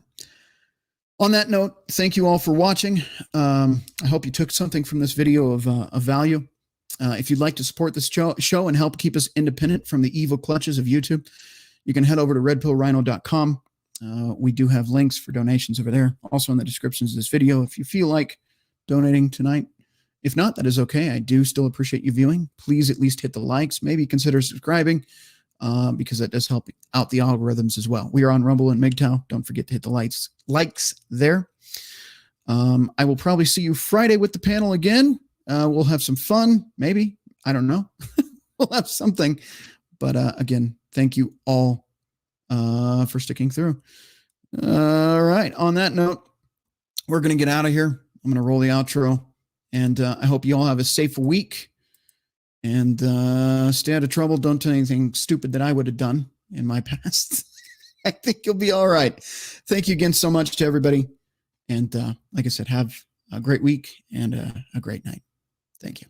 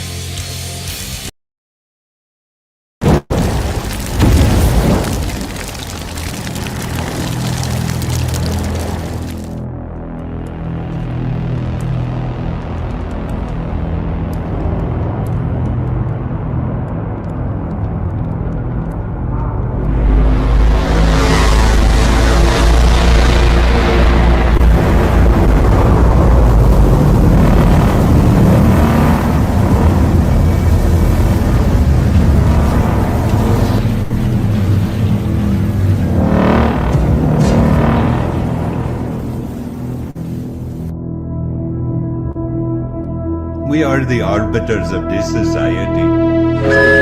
Repeat after me. As a good citizen, we must maintain a neutral carbon footprint. Repeat. Repeat after me. We must eat the bugs. Repeat. Repeat after me. We must eat the bugs.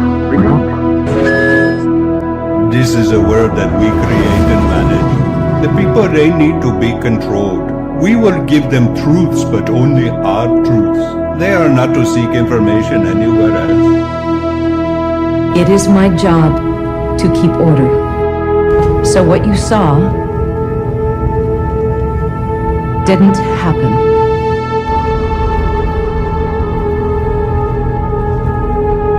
Erase everything.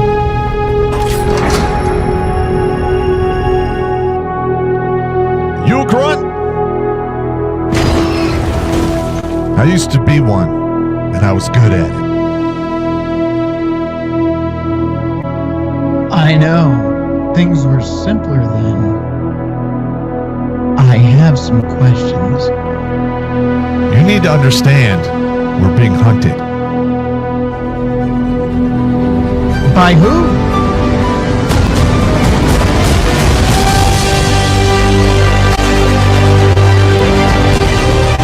Bring him to me.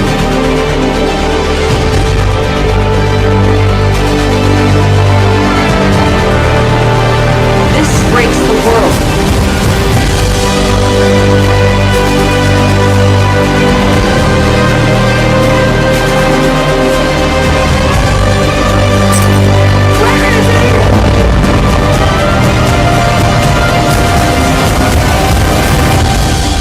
Your story isn't over yet. There's still a page left.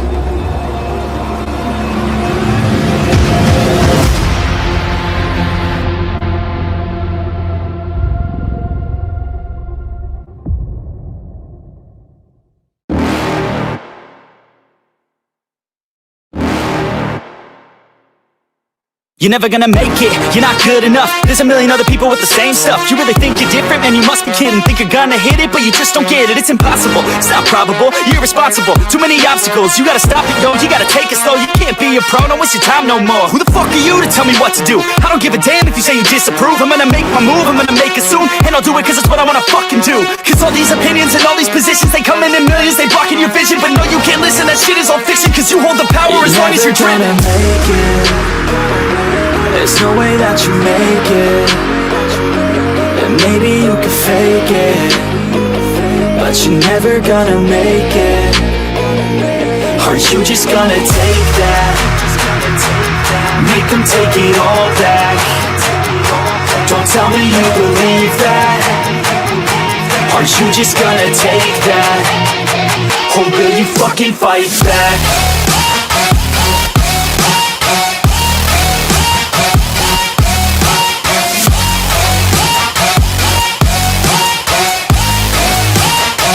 Or will you fucking fight back?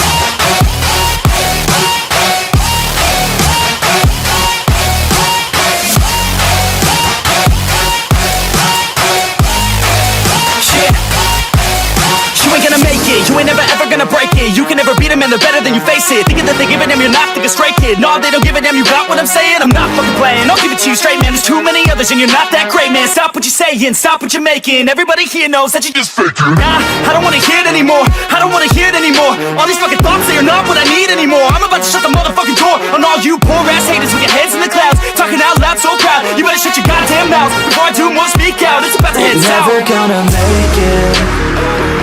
There's no way that you make it. And maybe you could fake it, but you're never gonna make it. Aren't you just gonna take that? Make them take it all back. Don't tell me you believe that. Aren't you just gonna take that? Or will you fucking fight back?